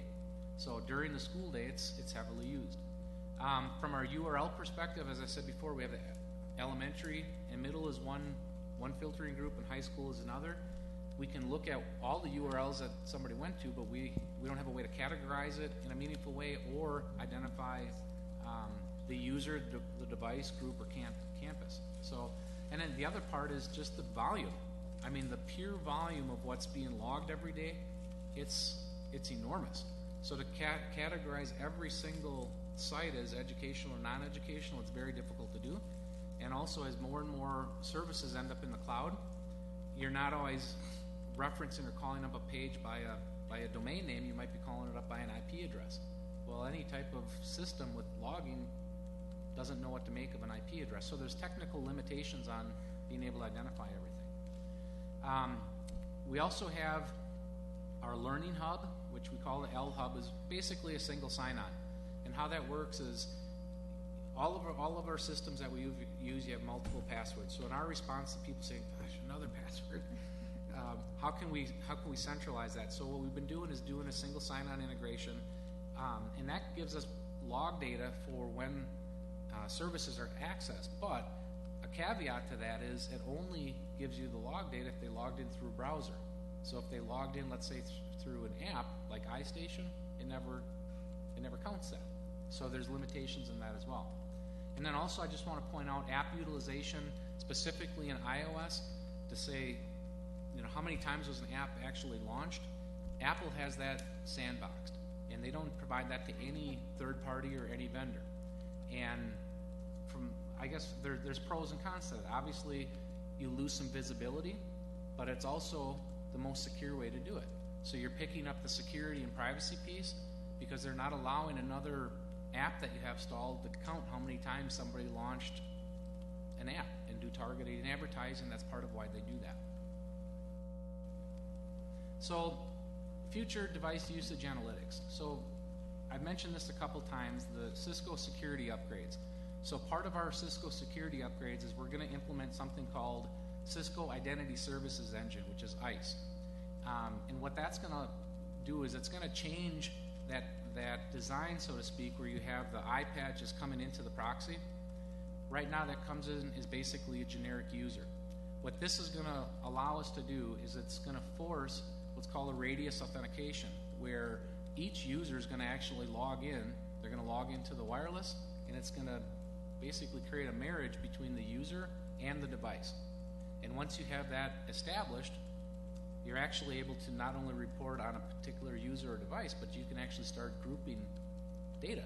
So how is something maybe used from one elementary versus middle school, or how is it maybe being used across campuses? And I think not only do you get maybe usage analytics, but we've run into situations where we think, even if you look at PK3, you might want to actually have a different filtering policy for what you're allowing at PK3 versus, let's say, the middle school. So you could actually have more granular control once you know the identity. So we actually see this as helping us on several different levels. Also, I want to point out when we were doing the device evaluation pilot, we also were piloting a mobility client with Content Keeper. And basically what that does is it identifies when a device is not on the LISD network. And once it connects to a network that's not LISD, it actually establishes a secure tunnel back to LISD. And then it picks up the identity. So we've had some success with that. I just want to point out, this needs to be tested to scale. And that's true really with almost everything we're doing here. You can try to load calc this stuff as we're testing it, but when you start bringing on 50,000 of anything, it makes me nervous, and you can't test it to scale. But we are planning to make that part of our strategy as we're rolling out the new devices. So that's not only going to help us with identity. I think a couple of trustees have actually reached out in the past about students installing their own VPN or trying to make a workaround to our current systems or filters in place. What this will also do is basically allow that to be the only VPN profile on a device. So all these other like bypass filters or proxy redirects, they're just not going to work. You have to have that connection for this to work. So we actually think it's going to improve our posture all the way around. So our plan is that this is going to go to scale. We're in the process of trying to architect that right now with Content Keeper, so it's included with our device rollout. So limitations, I've already touched on this, just quantifying the pure volume of data in the logs, looking at IP addresses versus domain names, and basically trying to profile how things are being used so you can categorize it as educational or not educational. But we're going to have a lot more data than we have right now. We have a lot of data, but we can't connect it to anything. That's the limitation. What we're going to have is the ability to connect it to something. So what our current thinking is, get the systems in place, include the strategies that I've talked about in our device rollout, and report our findings. We're thinking around March in 2019. Also, I want to point out there are other options, because I talked about limitations on the volume of data. This is something we've worked, a company we've been working on, or working with, is called Catch On, and what it does is it actually does, they call it engagements. So an engagement is somebody actually logged into an app, and it actually, they do have a mechanism that would allow you to categorize not only an app was accessed through a browser, but through an app. And we've been testing that as well through 4 campuses. It's a little, I don't really like the way it's designed because it requires a bit of a user intervention, but it does give you the data. The limitation on it is, it just tells them they launched it. You're not matching that to like volume, like utilization. Was it 2K? Was it a gig worth of traffic? That would show it's actually being used. So there's still a limitation with that. And every time I say this word, I always usually get a giggle, but another option is something called Splunk. And there's other tools out there like Splunk, but what they do is they basically aggregate log data out of different systems. And it starts connecting really through almost like machine learning, where it can look at it and say, okay, if this IP address went from point A to point B during this time, but there was also this much bandwidth during that session on the firewall, it could actually start merging some of that data, and it's designed to give you some data, some dashboarding. But these solutions are really above and beyond the things I've already talked about. And if this is something where we show our I guess, results of the information we have, and we want to maybe make more meaning of it, we would need other tools similar to this that we don't have today. So also we've recently did our community survey. So what we tried to do is give you some context. And we asked some similar questions in 2015 when we were doing our tech plan, and we surveyed our audiences. So specifically, the survey that just closed, I think, Lori, was it last Monday? Or very close. This represents the responses of that survey, and there were technology-specific questions in there. So the question about internet filtering, the question is, do you feel we're overly restrictive, adequate? And this is at the elementary only, so we set filters to report this out. So if you take a look at our overly, this has gone down significantly since 2015 at the elementary level, which with a much larger sample size from the survey response. Our adequate number went up a little bit. Not restrictive enough has certainly went down Also, I just want to point out, no opinion or I don't know. Unfortunately, in the survey, we had no way to differentiate PK3 parents from 4 and 5. So we believe there's parents in there that don't know because they're not in the one-to-one program. But those numbers give you some insight into maybe the community parent perspective at the elementary level as it relates to that question. At the middle school level, what you'll see is in 2015, we had about 18% that said we were being overly restrictive, and right now that went down to 8%. Our adequate has gone up significantly, and our not restrictive enough actually has gone down since 2015, and there are some no opinions in there as well, but we also know that not everybody opts into the program. At the high school level, our overly has went down has went down since 2015. Our adequate has gone up at the high school. Not restrictive enough has gone down, and again, there's no opinions. So here was another question: do you utilize parental controls? And I found this one very interesting, and I want to point out one filter that we set. So the N on the overall survey response was just over 8,000. We set a filter on there for one of the questions was, I do not have a district-issued iPad. So once we remove those responses, the new N group was 5541. So as you look at this across the board, the elementary level, and this would be students that have an iPad, 47.2%, district-wide it's 47.2%.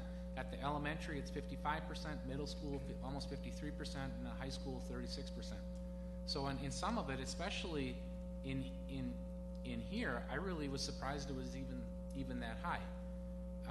But I think that's really a good thing, because you have engaged parents that are using the parental controls, at least based upon their survey response. Again, this is observing their child using their district-issued iPad for school-related activities. Again, we applied that same filter of responses that indicated students had a district-issued iPad for this question. So our N dropped down to 55, 57. And what I'm really, I guess, looking at here is a couple things. One, it does drop off a bit at the high school level, but you're into that 70, 80% range. And I think this information actually complements the device evaluation information we have with a much larger sample size, but it's almost saying the same stuff.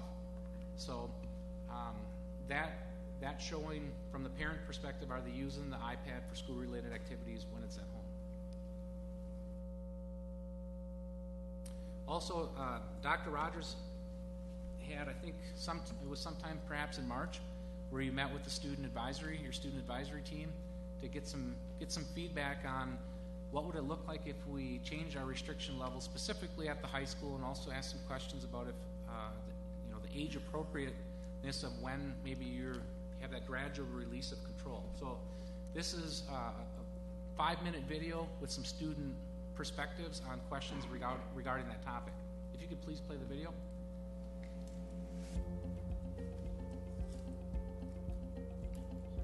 If LISD took away the Apple App Store, I would not agree with that, because as students, we do use a lot of the apps, and it's not just for school. We also use the app stores for our other interests. When I use my iPad, I usually use it a lot of times when we did like project-based learning, and I would download a bunch of just like different apps, see which ones I liked. And so if that wasn't there, like, you are affecting like the projects that they're able to do, and like really the usefulness of an iPad. There's more applications other than what the district has provided us with that I use in my daily classes. We all use the App Store, all of us. Even the people that use their iPad the least amount compared to the kids that use their iPad every day, they use the App Store, and they need the App Store for their education, especially in how we're educated today. So I feel like taking away the App Store would really restrict what functions you can have on your iPad. I feel like students would definitely feel like they don't have, like the district doesn't have a lot of trust in students, I'd be a little shocked or like confused as to why we didn't have it, because I also feel like it should be the student's choice to download whatever they want on that personal piece of school technology. I don't think that I'd want to send in like a request form every single time I wanted an app, and I think that would make kids kind of make a joke out of it too.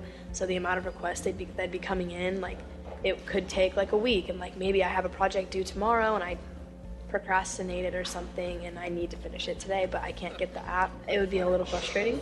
Well, if you're in the middle of class and you have to download an app, and let's say they even did the request access, you have to wait all that time to get that approved, and that just takes away from class time. I don't think a process would be effective because there's 4,000 kids in each high school, plus I don't even know how many kids in middle school and elementary school. So if every kid is trying to request an app, and I'm sure multiple kids are going to request different apps, especially for different things.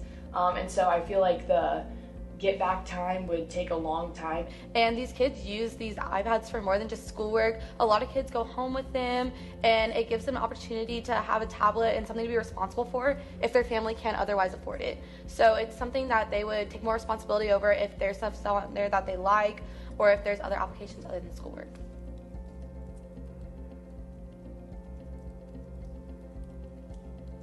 The current web filters LISD has in place is, I mean, they're not too bad. They're reasonable, but I've been in class where I clicked on a website for research and or like asking a problem. I can't get into it just because it's restricted.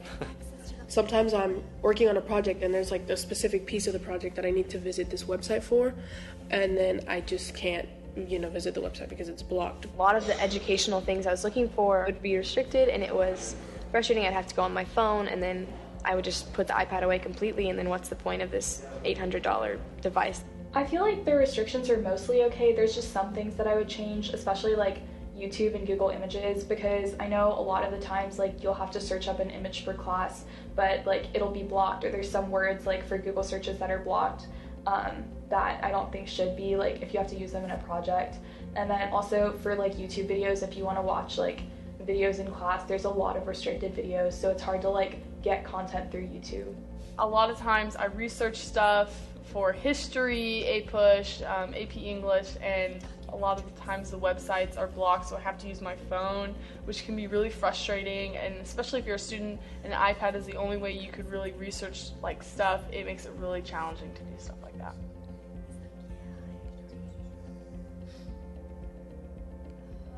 Grade level wise, I believe that high school kids should be able to have less limitations, because they are at that age where they are more mature and they can have self-control and know the consequences of doing something wrong, whereas middle school kids or elementary kids don't really realize what they're doing. And definitely in high school, take away a majority of the restrictions, just because the kids in high school, are more responsible for what they do, and even if they're not, they need to learn that responsibility, so this is a good way that the district is providing these lessons for us. And also, there's just a lot more that needs to be done in high school on iPads. I think it's important that we have less restrictions on the high schoolers so that they can learn how to manage their time, how to stay away from distractions. I mean, everyone needs a break. It's fun to play a game, have a little brain break, and then get back to your work. But I think it's really important that we can learn as high schoolers to manage our time wisely, because that's one of the most important things in college, your career, and like your future is to manage your time wisely. And if we can start learning that in high school, I feel like we'll be good for our future. All right. So the interesting perspective from the students, and I think they have some really good points in there, and I feel like we are really trying to restrict specifically on our web filtering, and I'm sure it is frustrating at times, and some services we'd like to allow more, but we're also limited to how we can restrict that particular service. So we're constantly trying to do a better job in that area. So what I want to share with you is what we're planning for the upcoming school year. What we're looking at is to essentially utilize the LISD App Store PK through 3. So take what we're doing in grades 4 and 5 and actually bring that back down into PK through 3. Michelle and I had a chance to meet with some elementary curriculum writers, kind of talk about the pros and cons, and I think from the teacher's perspective at that level, the majority of the people in that group felt like that would be a positive thing. Right now, the consent process, the vetting the apps, that's really being done on a per teacher level, and this would allow them to have those 212 vetted apps that grades 4 and 5 have on their iPads, because some of those same apps in 4 and 5 are going to work very well in PK through 3. We would also recommend that we continue doing what we're doing on grades 4 and 5 with the App Store, and then in grades 6 through 7, the feature I was talking about before, where we would implement the hide feature, roll that out district-wide, and try to not only roll it out, but also really try to focus on building digital citizenship capacity with students and staff, and really even the community as well. There's different pieces on here where we feel like we can do a better job of creating understanding around this, and really on the app side, oftentimes, and it's not just apps, it's websites too, we can't always block something if we don't know about it. So whenever I get a phone call, or really anybody on our team, it's always a thank you. And yep, we can respond to that. Especially, like I said, when it's egregious, that's an easy decision. So if we can create some awareness about that and try to team and fight that, we would use the native hide feature to actually restrict access to that. And I just want to point out some of the limitations, and some of that was actually pointed out by the students. I mean, they're a quick study on what it is. And the idea of having total restrictions is almost impossible. You know, we've had our Bright Byte survey, we've had our device evaluation surveys, and consistently in the middle school and the high school, we're into that 90 or even 90+ percentile of students that have a smartphone. And if we can't, if we think we're going to block something completely on an LISD device, they're pulling that out, and that's what they're using. And they're not even oftentimes on our network. So they're using a cellular device. So that is difficult to do. Also, a web browser. So if you implement an app store all the way across, we know we're going to have Safari or some sort of web browser on a device. That becomes the lowest common denominator as well. So you have to equally block that to what you do on the App Store, because so much of what's on an App Store, there's a web version of it. Also, if we're going to vet apps, or even if we're going to block apps, regardless of if it's a block or allow, we got to vet it. We got to research it. That would take significant amount of time, and currently that's being done by a limited number of people on Michelle's team. And just to point out too, that app request process for grades 4 and 5, that's about a 30-day turnaround from the time the app request comes into our form to the time that we review the apps, look at terms of service. It's really more process side on Michelle's area. Once that gets through the vetting process, for our technical point, it's very quick to actually deploy, but it's very involved to work out the details of what we're going to allow or block. And then any increased restrictions, you know, one consideration is it doesn't really align with our our survey responses that I shared earlier. Also, I want to point out a couple other interesting pieces. Increase in parental awareness. I said before, we have information on our website for parental controls, and we've been talking about some other strategies where we think it'd be a good idea to even take and create our own instructional video of parental controls, push it out to an iPad as a web clip, and walk parents through it if that's what they want to do. Because sometimes it's even overwhelming, one, to find it on the LISD website, and two, it's just text. And some people might want to have that little hand-holding process to do that, so we think that'd be an easy win and create more awareness about it. Also, we've gotten some feedback from parents when students transition, let's say from 5th grade into 6th grade, and where you're going from having an LISD app store to no app store, really trying to make sure we kind of repartner with parents at that point to create that awareness that is there, create awareness that students are going to transition out of those grades into a non-app store area. Another area is we're looking to also match our web and app restriction decisions. So, for example, and we have not been doing that, I think we have an example where we have a specific service where we block the app but we have not actually blocked the website. So even though the usage of an app request came in as blocked, we know that app is still, or that service is still being accessed through the web, so we're talking about trying to marry those rules to tighten it up, because if it's blocked for a different reason, it should be the same consistently. I already mentioned we're going to be enhancing our staff compliance training, looking at the importance of student data privacy. This is an issue really everywhere, and we need to keep moving with this as that evolves. And then the other piece I want to point out, this is something you may not have seen yet, but this is a screenshot of Apple Classroom.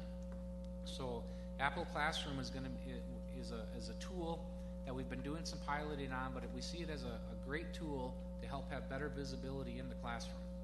And as you can see in this particular screen, this student's is in iBooks, this one's in Safari, this one's in iBooks. A teacher can actually, once they're in the classroom, take control of the device, lock it down, push out what website they want them on. I mean, it's a great level of control that we don't have in place. So our thought is this can also help with some of the classroom management pieces that are going on when you want to take that attention and get everybody on the same page. So I know I provided a lot of information, but I'd like to open it up for questions and discussion. Thank you, Mr. Colbeck. In the sake of time, just for the board, we have 30 minutes. So if there isn't questions answered, we'll send them to the district and have them sent back to the board. All right? Ms. Prospect? No, I'm going to need to go through this and Yeah, my answer your questions. Send those to you. It's just it's a lot to take in. Yeah. Ms. Hassett? I have a few. I do love the idea of a video pushing it out to parents, Okay. especially because at the beginning of the year you fill out 1.5 million forms. You don't remember, so sending that out shortly after, and then even a few months later, tweeting or Facebooking it. Hey, have you used the parental controls? Just a simple thing to remind them to go look at the video. Those kind of things throughout the year when parents might have forgotten about them originally might be a really good idea, especially with that 6th grade transition. For the webpage, you just talked about that you're going to potentially marry when you're blocking the webpage, but then you talked about some web pages allow age restrictions, whereas the apps don't. So if you marry that and then don't allow either, are you limiting something that was helpful because it did allow the age restriction? I mean, so how are you gonna? You would potentially be limiting something, but you're limiting it for a specific reason. It might be the content. I'll give you an example. Let's say a website is a great resource, but it markets itself and brands itself as being aligned to Common Core. You know, would you really, and if you're going to not allow the app, would you then not block the site? And we have not been doing that. So we're talking about trying to make that alignment. So in that particular case, you might go through the process where it gets handed down to the content folks, and they're looking like, yeah, this isn't really aligning to the TEKS anywhere. We really don't want staff using this. Then we would actually make that block. That makes sense. As long as there is some leeway, if you do find value in a web page that you can't find the value in the app store.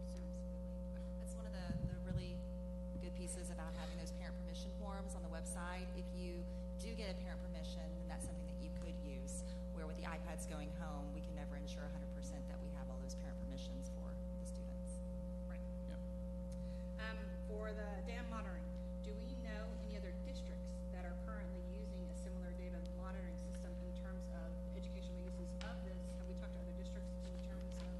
We have, and quite honestly, I feel like we get districts calling us to say, what are y'all doing? I feel like we're all in this pond together, swimming as fast as we can to try to answer that question. And specifically, one district that we've had conversation with is Garland, and they're in a large one-to-one as well, and they're trying to solve the same puzzle, so to speak. But as far as having, let's say, app-specific data, I mean, nobody has that, and where it's really at is being able to analyze and monitor URL traffic, because almost every app is going to have some usage on the network, and that's really where you have to focus the energy. But as far as bringing these pieces up, I think the systems that we're going to have in place with the Cisco Identity Services Engine, the I lost my train of thought. The always on VPN. I actually think we're going to have probably some of the richest data than anybody. Because I've been asking, and we're active in our social networks and our professional groups, and nobody's got a good answer for this one. And then the last one for the reports. You were hoping to show us the findings in 2019. Yep. Can you show us quarterly reports of what you're finding so far, so that we can analyze the data with you throughout the year to see if we might have a different suggestion that we were looking, instead of waiting for the full year data to have better, richer discussions as to what type of data we are collecting and those kind of things. And Brian, on that question from Ms. Hassett, is it not going to be difficult to do it much sooner than that? Because, I mean, we're not going to have devices in kids' hands, probably all the new ones until October. Yeah. So, I mean, we might could give you a report maybe January-ish before the just to give you a dipstick, but I think much sooner than that's going to be. Yeah, That's my guess. I should have clarified that to implement what we're talking about, we have to wipe and configure every device. So that whole project plan, right now, the way that's laid out, it takes us out through Thanksgiving. So would we have some data by that point? Absolutely. And I think it would be helpful to us so that we can understand what data you're collecting, and then we can ask better questions instead of waiting until the end. Okay. Yeah, and is it the data that we want? Right. Can you get the data that we want? And can you get the data? And I think that's a fair question, because again, it's a matter of how can you report on that data, and if it's not if it's not meeting the needs, then we have to look at another way to run those analytics to get it, in a meaningful way. Two questions. Is there a need to, I know you're hiding the apps for the elementary level, but was there not a need or consideration for middle school to hide the apps, since those are like 11, 12, 13-year-olds? Seems like the high school and middle school got put in together. They are put in together, and we have talked about that. I think the challenge on that is, I think, finding that balancing point within the community. And our survey data suggests, from the parent side of it, that we're doing a pretty good job. And I think to roll up the App Store, I think what we're trying to find out, when is that critical age to try to teach the digital citizenship skills and be responsible. And I think the conversations we've had specifically at the leadership team level is we felt like the 6th grade or going into the middle school is where we feel that's a good place to start. And I think App Store or hiding it? Hiding it, not App Store, hiding it. Like hiding apps. I just wondered if it, like having hiding it at the we would hide at the middle school as well. Middle school and high school we would hide as well. We wouldn't. Our current thinking is we would not bring up the App Store into the middle school, but the methodology would be the same for hiding at the middle school and high school. So, Ms. Timish, and correct, in the past, we've been able to publish a list of unapproved apps for secondary students, but that was it. Now we will be able to hide those apps that are unapproved by LISD for secondary students. And if they go to purchase it, you said there was a way they could maybe purchase it, but would there be a warning that comes up, you're going to be so they would just be purchasing something they couldn't launch? Yeah. Okay, so, and then the other question is, and I like, we want to go through and pull, where drawing the usage to specifically to students and things like that. And I know we've gotten questions from our community on, security and student information. Like, how is that information going to be stored? Or is there going to be questions about, are we collecting too much information from our students, and how is that being passed along? That's a good point. The systems that we're talking about currently are that data is right here in our data center. If we're going to look at another set of tools or something to aggregate that data, that's going to have to be probably a managed service or something like that. In that case, we would certainly have a contractual agreement about expectations of data privacy, and we wouldn't use a company that won't sign our agreement on that. So I think that's how we would counter that. But most of that log data is actually going to be right here, that we're going to try to make the meaning of it. And LISD, I mean, with the help of Mr. Colbeck and Mr. Fraunover, are certainly some of the leaders in creating data sharing agreements and working within Yeah, your group? I've wrote about this a couple times in the board update. We're in the process of trying to roll out a statewide data. We're trying to use the word privacy agreement, right? I know our current language is sharing, but I think that raises the concern. What are you sharing?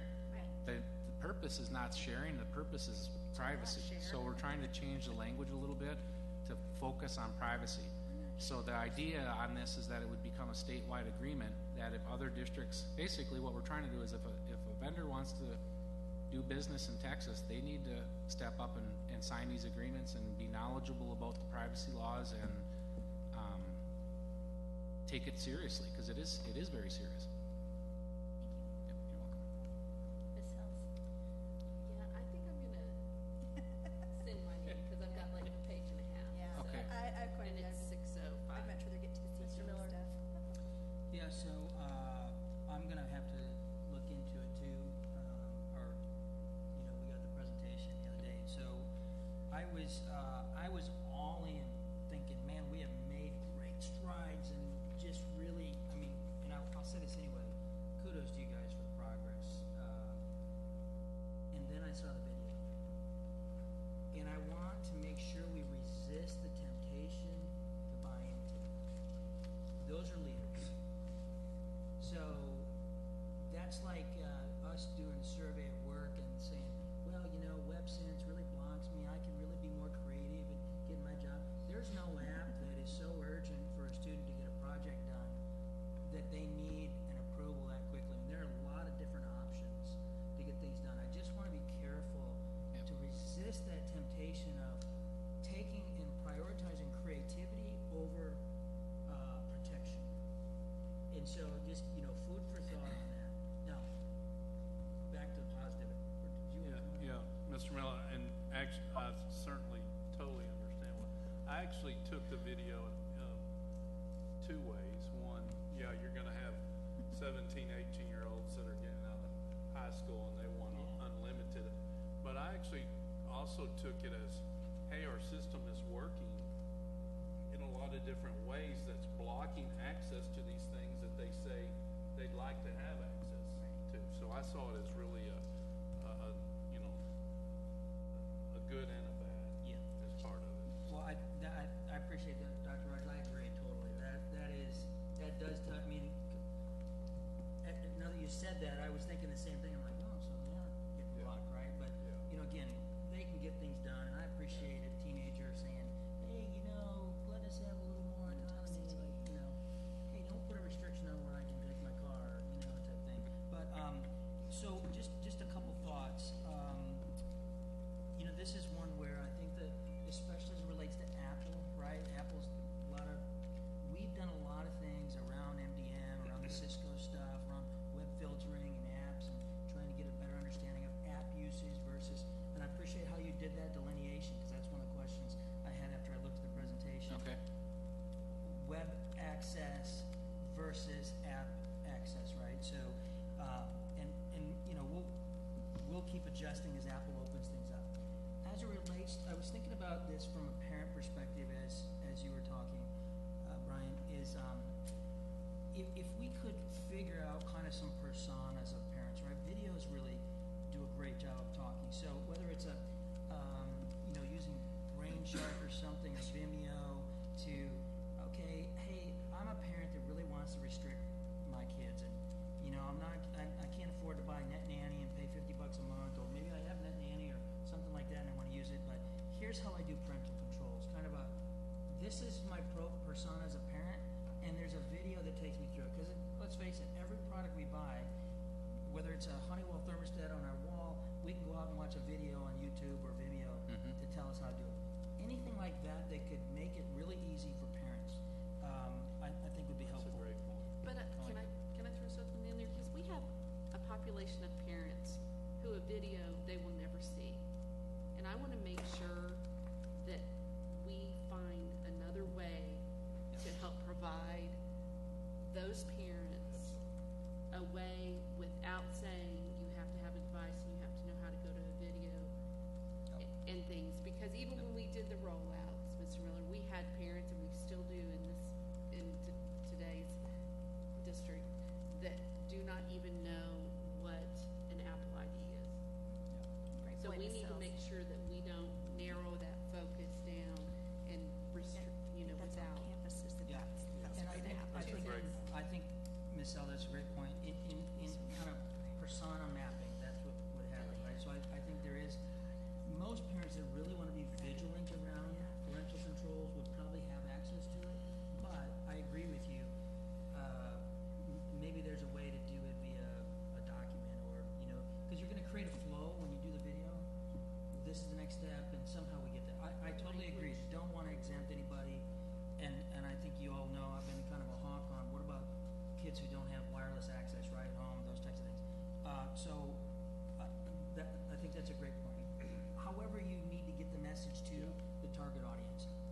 understanding that in this case, what we're looking at is a means of protecting the kids, or as a means of aligning with values that certain parents would have in a home, right?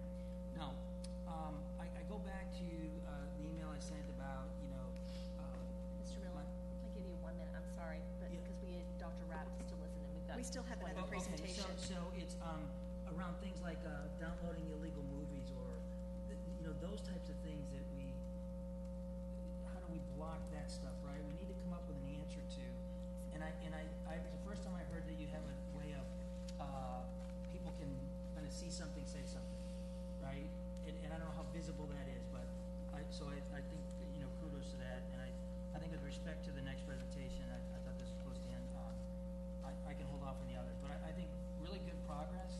Want to acknowledge that, and just there's just some fine, I think, tuning that I think you guys are already looking at already. Thank you very much, Mr. Colbeck. Thank you. And I will email my questions as well in the sake of time. Can we do the questions in a document such as we submit? Like board book. Board book?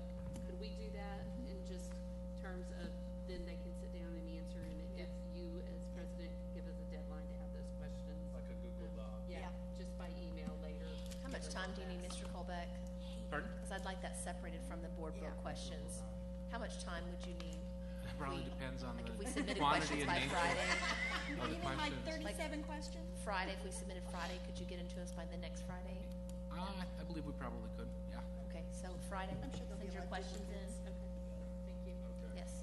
Just send them to Ms. Riggle. Okay. And we'll create the Google Doc, and we'll send it to Mr. Kovac. Thank you. Thank you, Mr. Colbeck. Okay. thank you. Dr. Rapp, you've got 15 minutes. Oh, sorry. So cut the video short. Mr. Moreno and Ms. Seeley to come up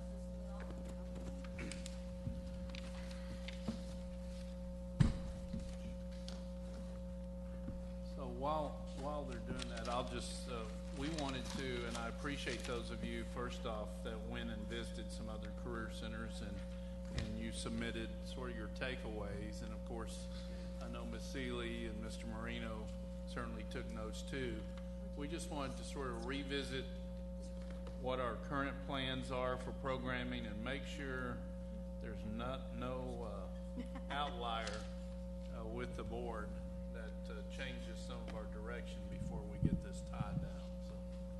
Yes, so one of the things I would just point out, and this was back from our presentation that we had in February, that the team went and visited Frisco, Garland, Grapevine, Arlington, CFB. So you all, several of you, went and visited some of those same places, and I included in your folders your takeaways that you sent to me so that everybody could have those. Basically, I just wanted to be sure that you all knew that the team, in addition to your visits, had already been to those locations and had already taken numerous pictures and taken notes and things of that nature before we even presented to you all in February. All right? So one of the things I would just like to remind everybody as we had gone through this presentation at the end was the new programs we were talking about adding were culinary for hospitality, the full grab and go, the full restaurant with a grab and go coffee bar is our ideal solution there. We are adding that veterinary assistant program as well, floral design. Of course, the building trades, we're really looking at electrician, and we're working on that second building trade that would accompany that. So a lot of your notes, and Ms. Seeley took copious notes as you all walked as well, are about the design of the building primarily. I know there was a lot of things about the community partnerships and things of that nature, which we know need to be a critical part of our career centers. Adrian and Karen will sit in every user group meeting with Mr. Fight and Randy and Mr. Hughes and the architect with their pictures, with the notes, with what we've learned now that they've been on these visits twice with you all and as part of the research as well. So, you know, I don't want you all to worry that, well, we saw this welding bay or this certain station, that kind of thing. Will that be accounted for? They'll sit in every single one of those meetings. So anything that you all would like to share, open up, discuss from your takeaways, that's what we would really leave time for right now.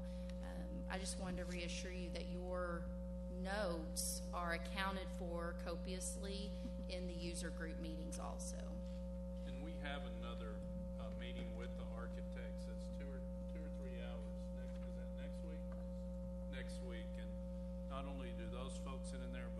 So, this is important for all of us to get it right, and we understand that.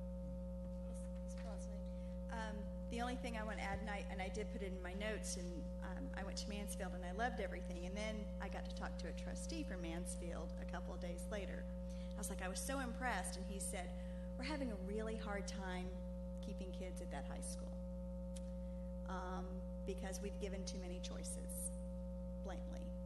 And I do not want us to choice, I'm going to use the word bankruptcy, but I don't want us to choice ourselves to death where we are spreading our choices so thin that, yeah, we have 100 choices, but we don't have the students to fill those choices and the expense in keeping a financial responsibility of the district.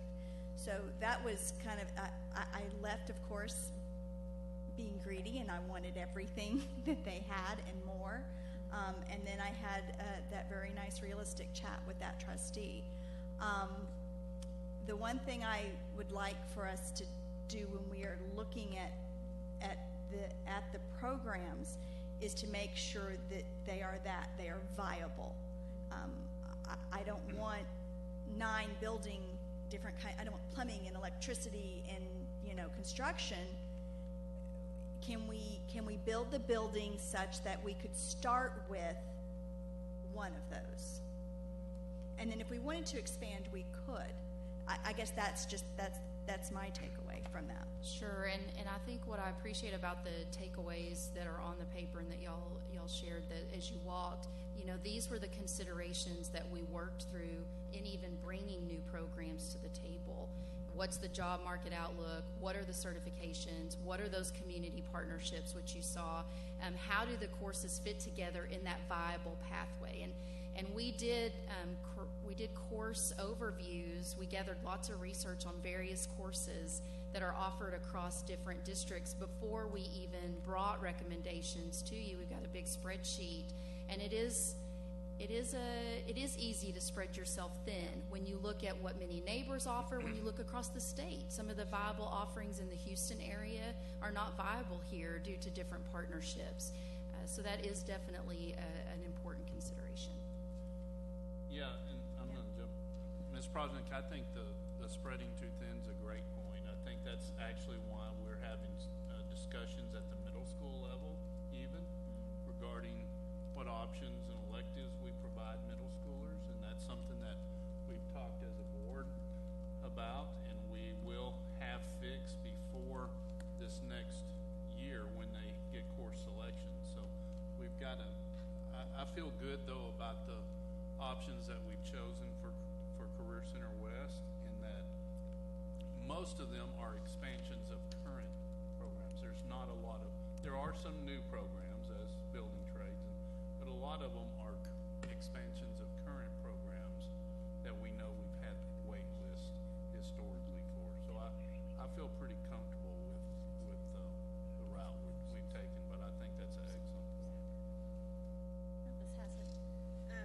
One of the things I liked about GCISD was that they had that college area, and so I want to make sure that our kids are knowing that this definitely can be a career in and of itself, or it can be a different pathway to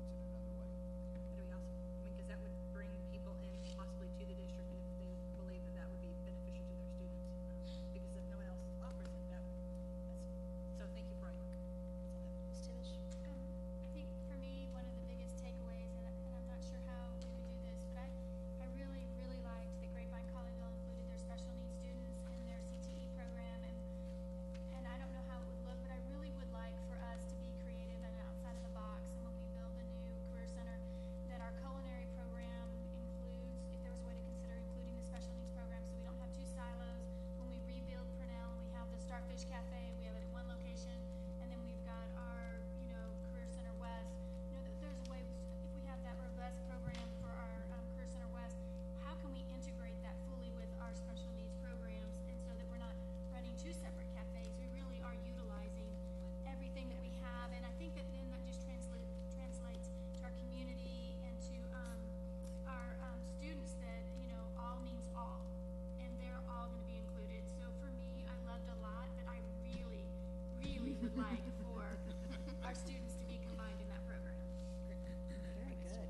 Ms. Hills? And I think that was one of my takeaways too, was that special needs. At Grapevine, they have that inclusion department, and so it's not a full-on boarding with the culinary, but there is that inclusion, and so I think that we need to give those students, because I know that our parents of our special needs students, one of their big struggles is, what do they do once they leave us at 21?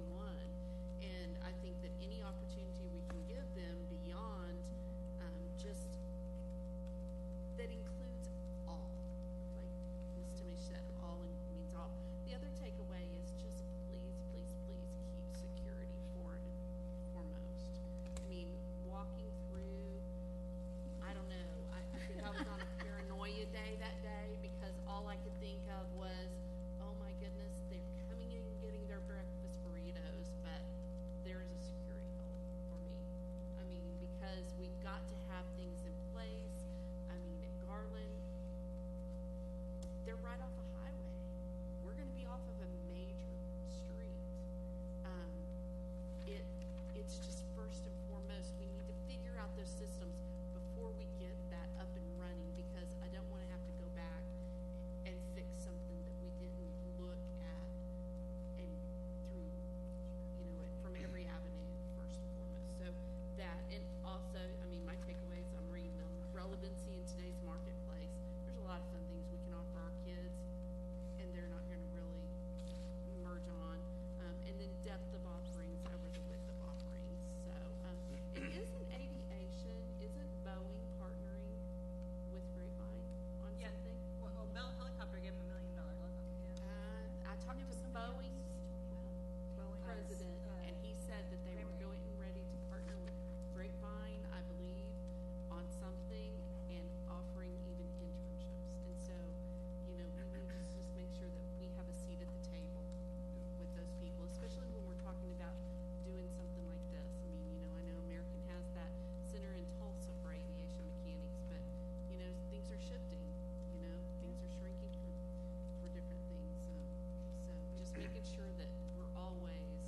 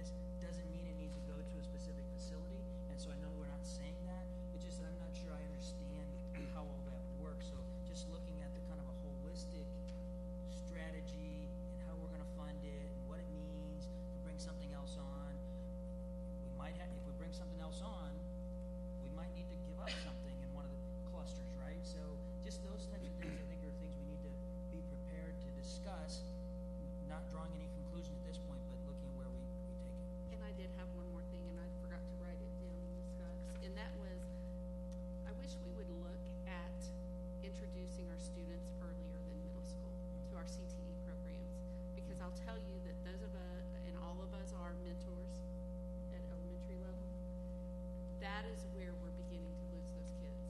They don't see a purpose in getting it. By the time I've walked in and have been a lunch buddy with a 6th or 7th grader, sometimes they're already checked out. And so sitting there talking and having a discussion with them about, what do you like? You like makeup? Guess what? We've got cosmetology programs. And just tweaking that little spark earlier than middle school. And just a thought. Well, I just wanted, first off, some great points, Mr. Miller. I did want to be clear, even how we built Career Center East, and certainly on the new facility, we built it to where it could be interchangeable. I mean, not to where 5 years from now, if that program isn't a fit, it is not viable, you can switch it out real easily. That's the way Career Center East was built. And the other thing I would say regarding the staffing and all that is, certainly if 900 more students are going to a career center, that will affect the staffing of the high schools. Because that's 900 less kids that are in electives at the high schools. As far as the career tech classes at the high schools, those are usually, not always, but usually introductory type level. So I don't see that changing because we wouldn't have room at the career centers for those. So. And just for me, I'll be really brief, but first and foremost, thank you. Thank you for taking the opportunity. I know you've been to some of those places already, but to take that time for the board to actually go back out and see that, I really appreciate it because I think it's important that we're part of the process too. So I really appreciate giving us that opportunity. But for me, a lot of the comments have been made, but I went to Mansfield ISD, it was the partnerships. Because some of these students are, we know they're just trying, do I like this? Do I like this? I may not be wanting to go into that trade, but seeing, I think it was DeWalt, or how do you say the craftsmanship, the company was actually there to visit with the woodworking shop on the tools they had, and there's a big banner in the room that shows that company. I mean, they're only developing partnerships where those kids might go work for that company and so on. So we need to, and the $1 million Bell Helicopter gave. So I just think the opportunities are endless with all the companies in the DFW area for our students. So how about Cox Cleaning? Sure. No, that's interesting that you bring that up because we actually had a discussion a couple of weeks ago about partnerships and creating different tier of partnerships because we want partnerships where kids are out, and we want their intellectual capital, not their money. Now, we'll take their money too, but we really need their intellectual capital, and that's really what and so we actually had discussion because they were invited to create a partnership that we need to create different tiers of partnerships. Hey, this is how many interns you promised to help with and different types of things. And so I was at Mansfield with Ms. Cox, and to her point, they were not teaching the class, but they were helping the teacher facilitate those. I mean, the teacher was in charge of making sure those TEKs were getting covered, but they were there for what I'd like to call the real-world application. And that's what was so impressive, is that the people from the company were there along with the teacher. The teacher was still leading the class, but there was definitely that kind of a collaboration. And CCE already has some of those. We're just looking now to try to figure out what's the framework to how we can expand those and the expectations from the businesses when we sign them up. Can you ask some of the teachers that are there? I know Mr. Davis actually goes and encourages the boys that are in there, or the kids that are in the class, to actually go make field trips to the companies that are around. And he sometimes accompanies them on his own personal time to these other, so there's 4 or 5 that